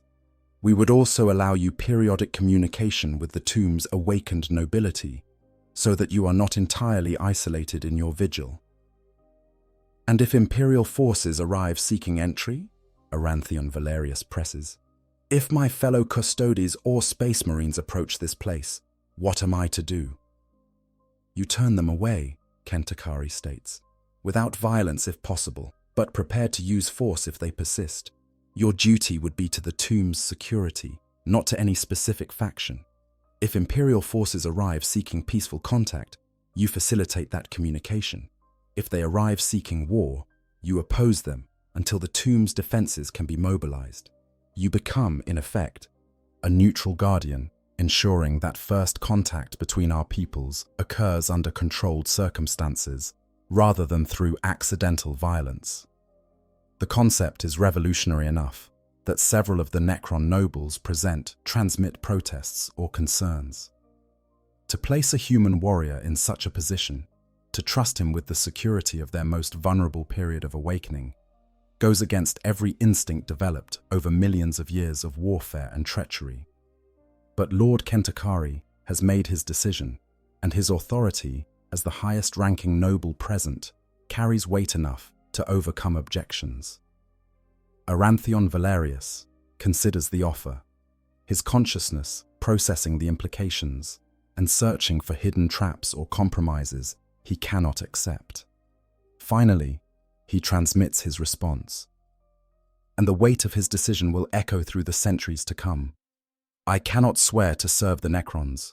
My oaths to the Emperor are absolute and cannot be set aside for any reason. But I can swear to fulfill a duty that serves larger principles of order and protection. If this tomb remains dormant, poses no immediate threat to humanity, and requires guardianship to prevent its disturbance by those who would exploit it for malicious purposes, then protecting it serves the Emperor's broader interests in galactic stability. He pauses, then continues with careful precision. I will guard the approaches to this tomb. I will turn away those who approach with violent intent. I will allow peaceful travelers to pass and facilitate communication if Imperial forces arrive seeking contact. I will not harm those who sleep within unless they move against me first. I will maintain this vigil for as long as my consciousness endures and my chassis remains functional. This I swear on my honor as a custodian and by the memory of the Emperor I once stood beside. I will not betray this oath, for to do so would be to betray everything that has sustained me through 8,000 years of service. Lord Kentakari accepts the oath with the gravity it deserves. Then it is agreed. You are no longer our prisoner, Aranthian Valerius, but rather our guardian, standing watch over a threshold between old and new, between sleeping past and uncertain future. We will uphold our end of this arrangement. Your chassis will be maintained, your power supplied, your isolation broken by regular communication. In return, you provide the one thing we cannot easily replicate, a warrior of uncompromising honor standing between us and a galaxy that might otherwise disturb our awakening before we are ready to face it. And so an arrangement is struck that would seem impossible to anyone familiar with the normal conduct of Imperial Necron relations. A Custodian Dreadnought, one of the Emperor's own elite warriors, takes up a position guarding the outer approaches to a Necron tomb world. He does not serve the Necrons, does not abandon his oaths, does not betray the Imperium. He simply fulfills a duty that serves principles larger than factional loyalty, protecting a sleeping people from disturbance while ensuring that any contact that does occur happens under controlled circumstances, rather than through violence born of ignorance. The broader implications.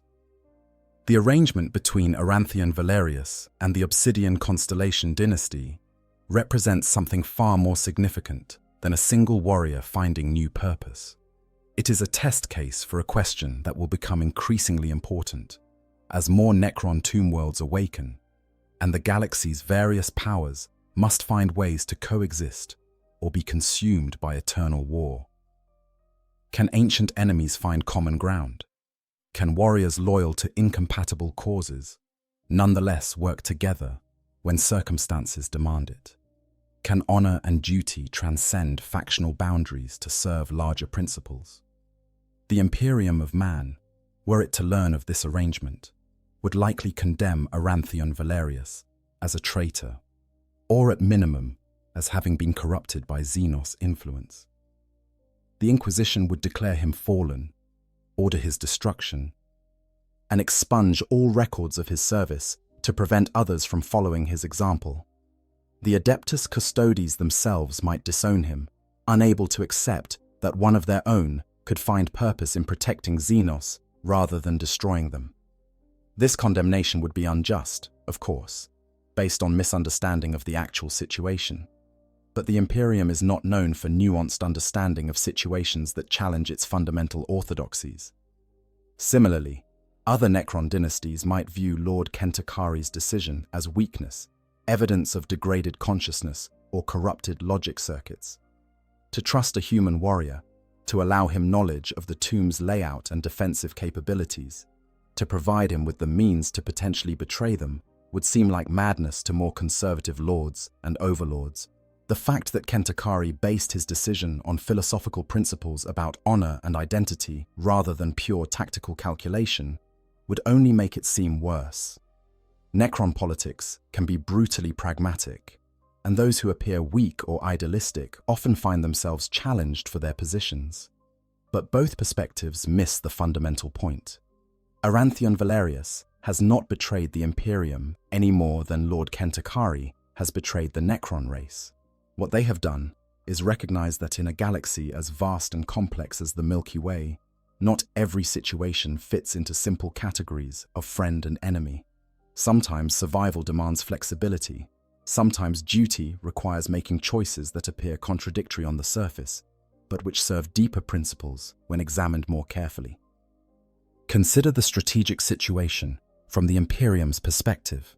A tomb world on the edge of known space, has awakened and could pose a threat to surrounding systems. The traditional response would be to launch a crusade, commit massive military resources to destroying the tomb before it can become a staging ground for wider Necron expansion. But such crusades are expensive, consuming resources that could be used against other threats like chaos invasions or tyrannid hive fleets. If the tomb world can be contained through less violent means, if a buffer can be established that prevents it from becoming an immediate threat, then those resources can be directed elsewhere. Arantheon Valerius's role as Guardian achieves exactly this, creating a situation where the tomb remains dormant and peaceful, while the Imperium focuses on more pressing dangers. From the Necron perspective, the arrangement is equally beneficial. The Obsidian Constellation dynasty needs time to fully awaken, to assess the current galactic situation, to rebuild its strength after 60 million years of dormancy. The last thing it needs is to be forced into immediate warfare with a power as vast and relentless as the Imperium of man. By employing Arantheon Valerius as a guardian and buffer, Lord Kentakari has bought time for his people to prepare, to understand the threats they will face, to make strategic decisions based on actual information rather than 60-million-year-old assumptions. If this comes at the cost of tolerating a human presence in the tomb's outer approaches, it is a price worth paying. Moreover, the arrangement establishes a precedent for communication and negotiation that could prove valuable in future situations. The galaxy is heading toward a state of total war, where multiple factions vie for survival and dominance. The Great Rift has torn reality itself. Chaos forces pour through weakened points in the Imperium. Tyrannids consume entire sectors. Orcs mass in numbers that blot out stars. In such circumstances, the ability to de-escalate conflicts, to find middle ground where total war is not the only option, becomes increasingly valuable. If a single Necron Lord and a single Custodian can find a way to coexist peacefully, perhaps larger accommodations are possible when strategic circumstances demand them. This is not to suggest that the Imperium and the Necrons will ever be allies in any meaningful sense. Their fundamental natures are too different, their ultimate goals too incompatible. The Imperium seeks to preserve and expand human dominion over the galaxy. The Necrons seek to reclaim what they consider their rightful territories and to restore the ancient empire they lost. These goals will inevitably bring them into conflict in most situations. But conflict does not always require total war. Sometimes limited cooperation, temporary truces, or carefully negotiated boundaries serve both parties' interests better than perpetual warfare. The arrangement also raises interesting questions about the nature of duty and loyalty in the 41st millennium. Arantheon Valerius has not abandoned his oaths to the Emperor. He continues to serve the Imperium's broader interests in galactic stability and the protection of humanity. But he has recognized that service sometimes requires making choices that appear to contradict surface-level loyalties. By protecting the tomb world from disturbance, he prevents a conflict that could cost billions of human lives and waste resources the Imperium cannot afford to squander. By facilitating communication rather than violence, he creates opportunities for intelligence gathering and strategic assessment that pure warfare would never allow. This nuanced understanding of duty challenges the Imperium's typical black-and-white morality. The standard imperial doctrine holds that Xenos are to be destroyed on sight, that any cooperation with aliens is heresy, that compromise with the enemies of mankind is betrayal. But this doctrine was developed for a different era, when humanity was expanding and could afford to be inflexible. In the 41st millennium, with the Imperium besieged on all sides and stretched to the breaking point, such rigid thinking may be a luxury humanity can no longer afford. Arantheon Valerius represents a different approach, one that prioritizes pragmatic effectiveness over ideological purity. Historical context and precedents. To fully understand the significance of this situation, it is worth examining how such an unlikely scenario could have occurred in the first place. How does a Custodian Dreadnought, one of the Imperium's most elite and closely guarded assets, end up buried in a Necron tomb world 200,000 years before being discovered? The answer requires delving into the chaotic nature of the 41st millennium and the various ways that warriors can be lost to time and circumstance. The most likely explanation involves warp travel, that dangerous and unreliable means by which ships traverse the galaxy. When a vessel enters the Imperium to travel faster than light, it enters a realm where normal physical laws do not apply, where time and space are fluid concepts, where demons hunt for souls to consume. Ships have been known to emerge from the warp centuries after they entered, or to arrive at their destination before they departed, or to never arrive at all, lost forever in the swirling madness of the Imperium. A Custodian vessel, perhaps damaged in combat or caught in a warp storm, could have been thrown off course and emerged in real space at the wrong time or place.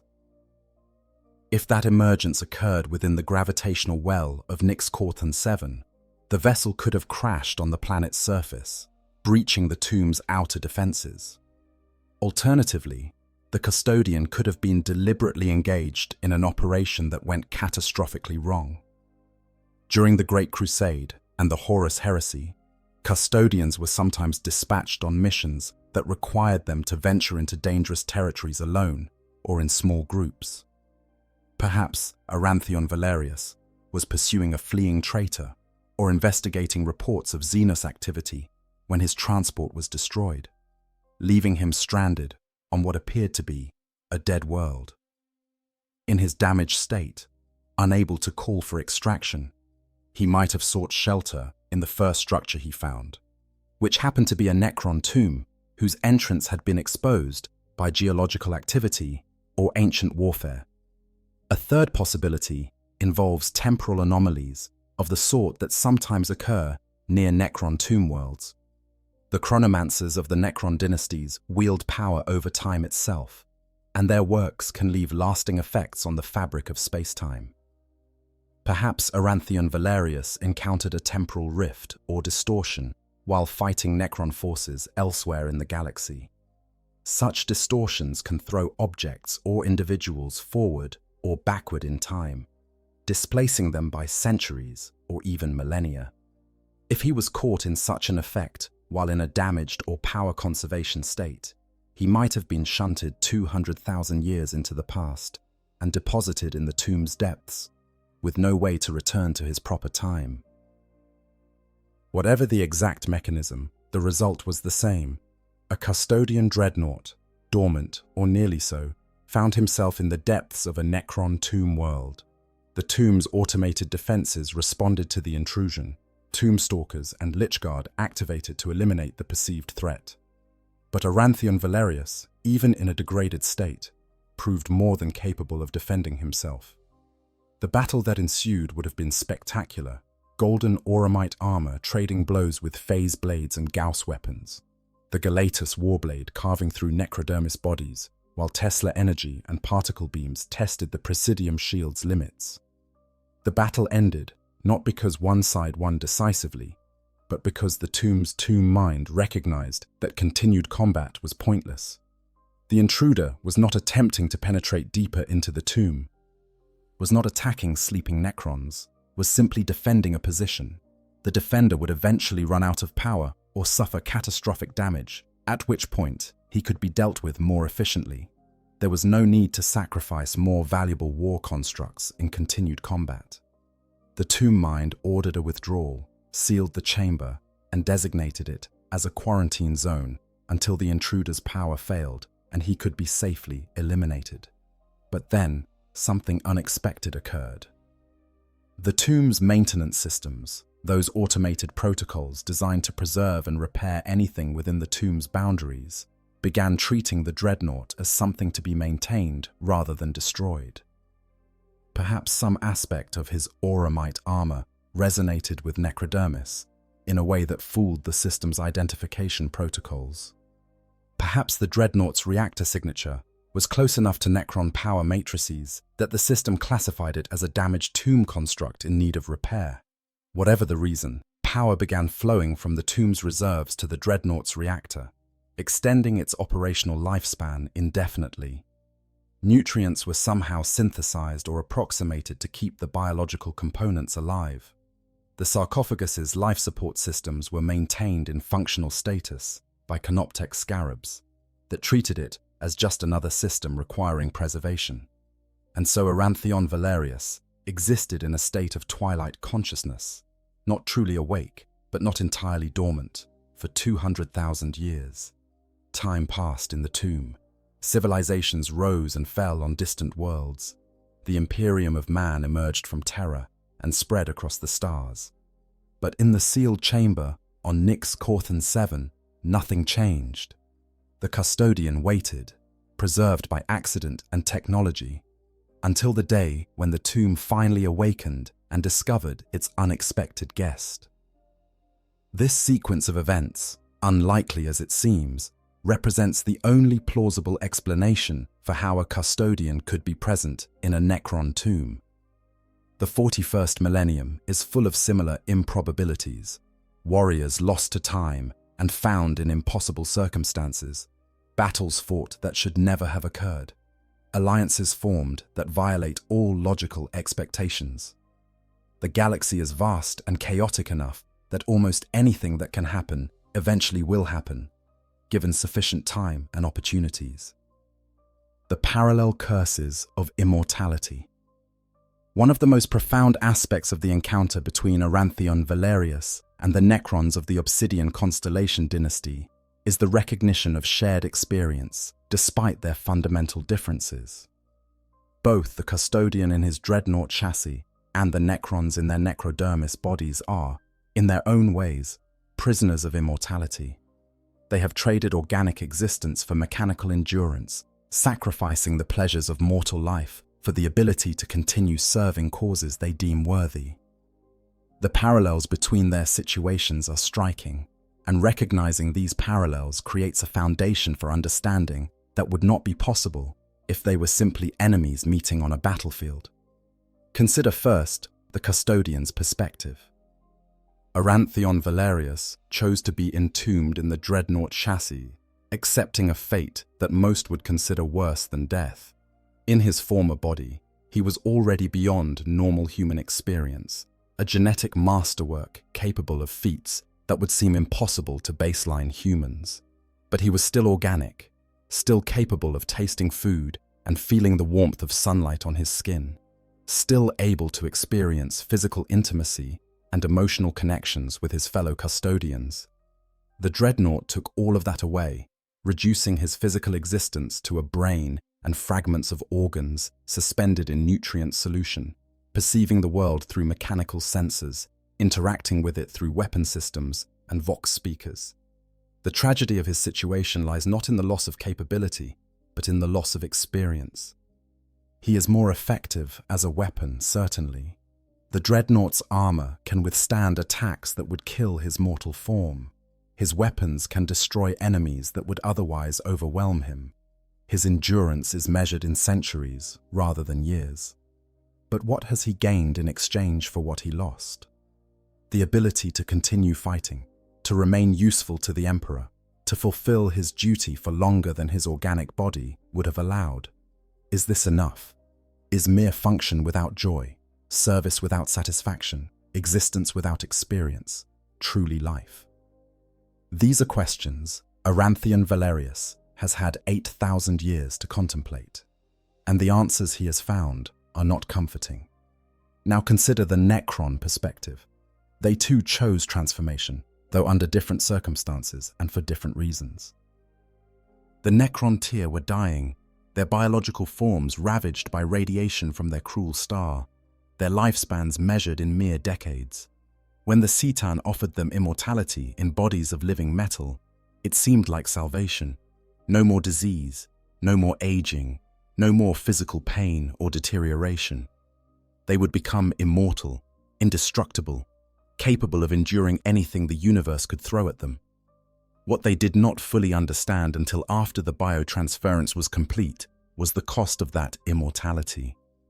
Necrons cannot taste food or drink because they have no tongues or palates or digestive systems. They cannot feel physical sensations because they have no nerve endings or pain receptors or tactile sensors. They cannot experience emotions with the same intensity as organic beings. Because emotions are in large part biochemical processes that require organic substrates. They remember what these things were like, vaguely, like recalling a dream from childhood. But the actual experience is lost to them, replaced by pale approximations and analytical understanding of what they once felt. They are immortal, yes, but at the cost of everything that made their mortal existence worth living.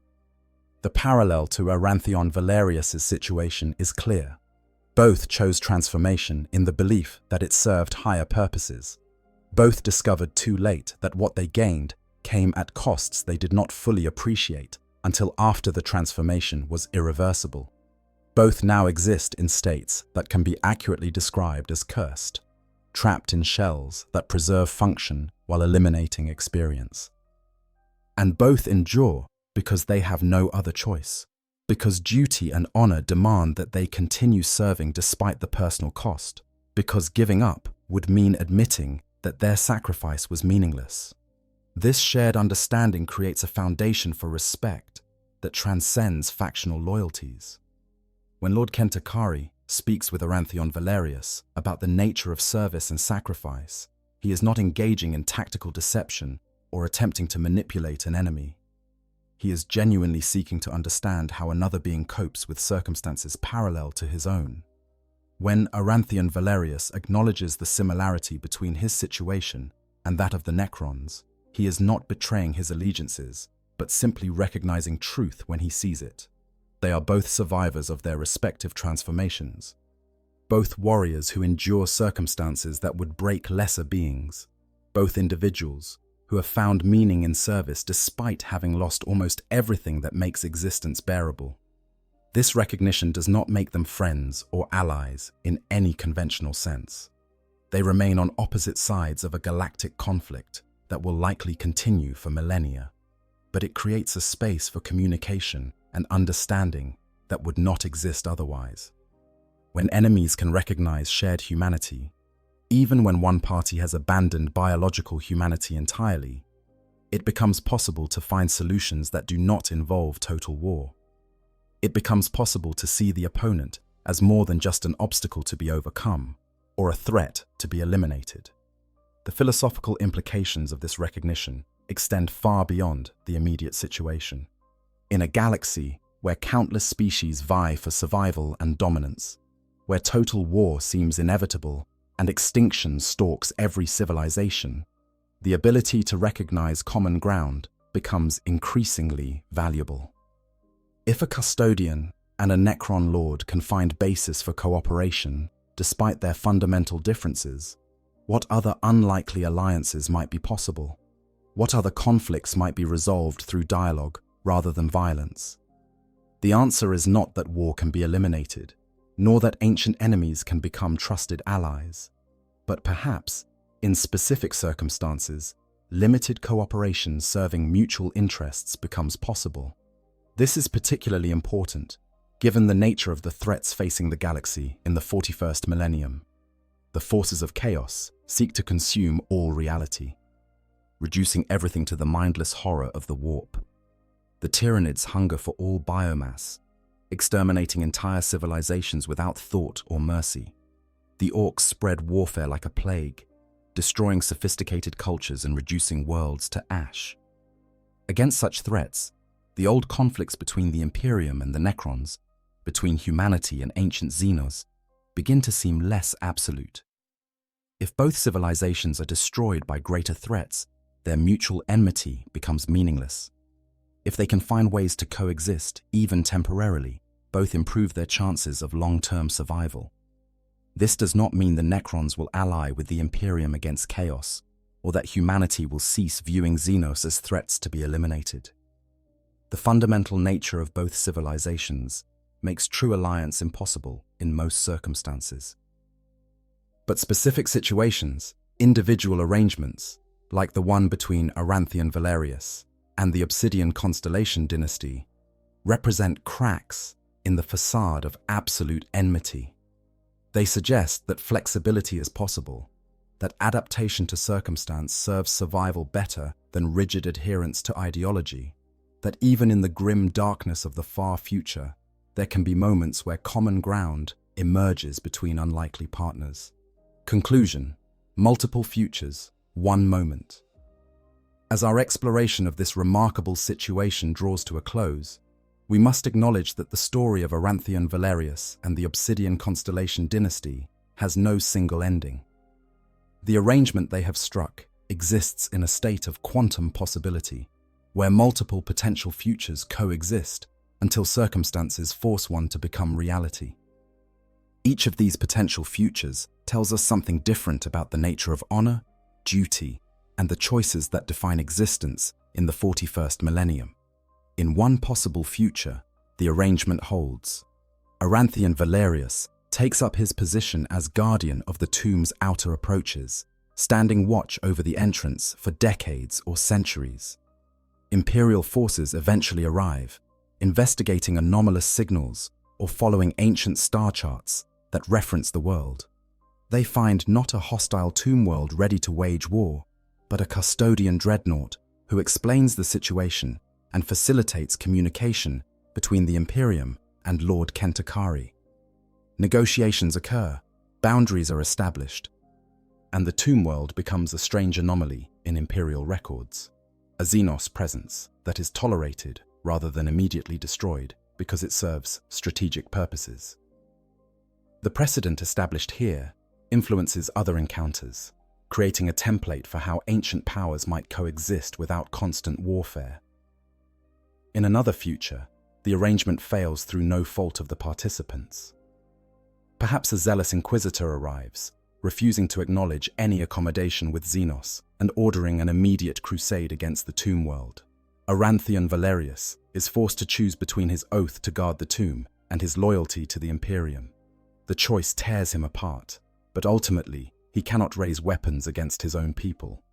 He stands aside, allows the assault to proceed, and watches as battle unfolds that could have been prevented through dialogue.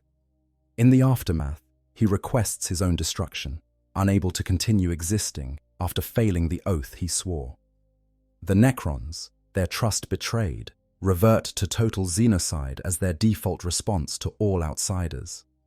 In yet another future, external threats force cooperation beyond what either party anticipated. Perhaps Tyranid hive ships approach the system, their hunger threatening to consume Tomb World and any Imperial presence nearby. Or chaos forces emerge from the warp, seeking to corrupt both human and Necron for the glory of their dark gods. In such circumstances, Aranthian Valerius and the awakening Necron forces fight side by side, not as allies, but as defenders of a shared territory against common enemies. The experience changes both parties, demonstrating that cooperation is possible, even when ideological differences remain absolute. When the immediate threat passes, neither side knows quite how to proceed, but the precedent has been set. Or perhaps the arrangement evolves into something stranger still.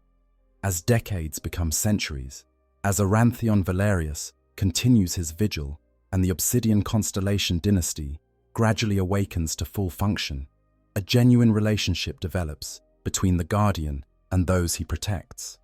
Not friendship, certainly, but something approaching professional respect that deepens into mutual understanding. The Custodian becomes a fixture of the tomb world, as permanent as the obsidian formations on its surface. Future generations of Necron nobility awakening from stasis know him as an institution.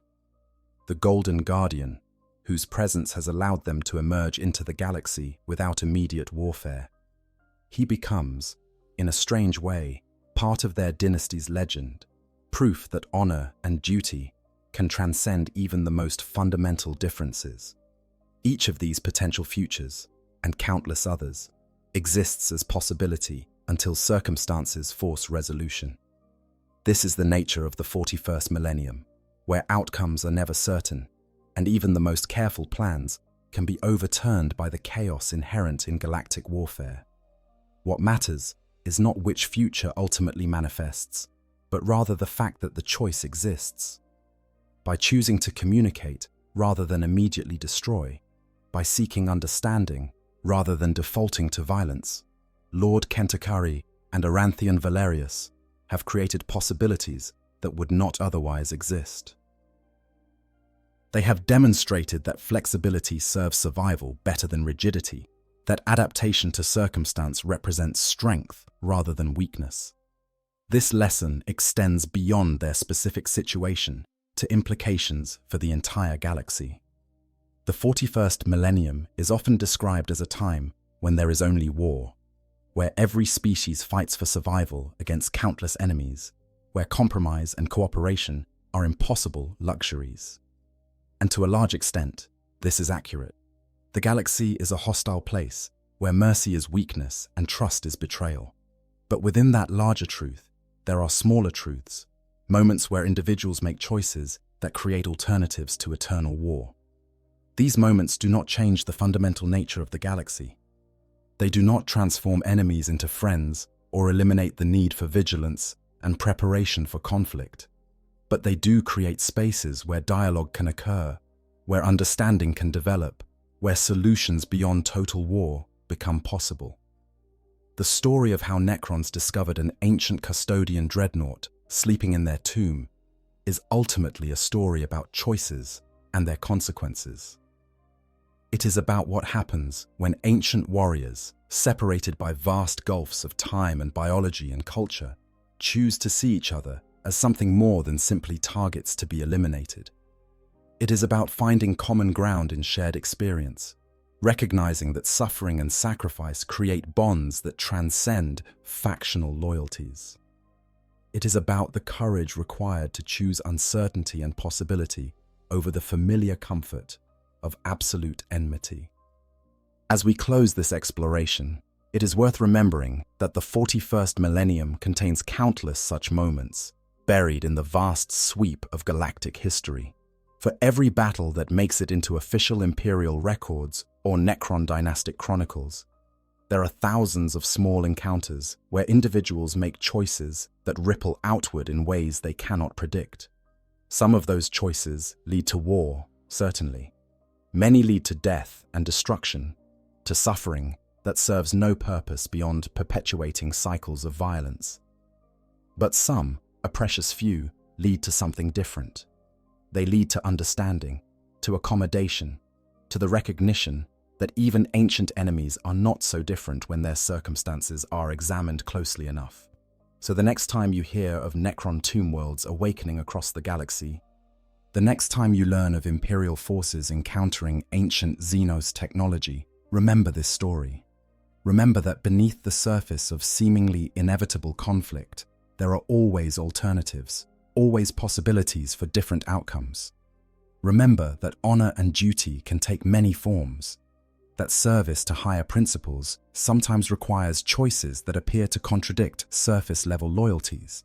Remember that in a galaxy full of horrors, the capacity to recognize shared experience and common ground may be the most valuable skill any warrior can possess. And if you found this exploration of what happens when ancient powers meet in unlikely circumstances enlightening, if it made you think about the nature of duty and sacrifice and the choices that define us, then please consider hitting that like button and subscribing to this channel. We explore the deepest laws and most thought-provoking scenarios in the Warhammer 40,000 universe, and your support allows us to continue bringing you content that goes beyond surface-level summaries, to examine the philosophical and strategic implications of this rich setting. Share this video with your fellow Warhammer fans who appreciate nuanced discussion and complex scenarios. Together, we can build a community that values understanding and thoughtful analysis as much as we value the grimdark awesomeness of the far future. Until next time, remember, in the grim darkness of the far future, there is more than just war. Sometimes there is also understanding, hard-won and fragile, but real nonetheless. And sometimes That understanding makes all the difference.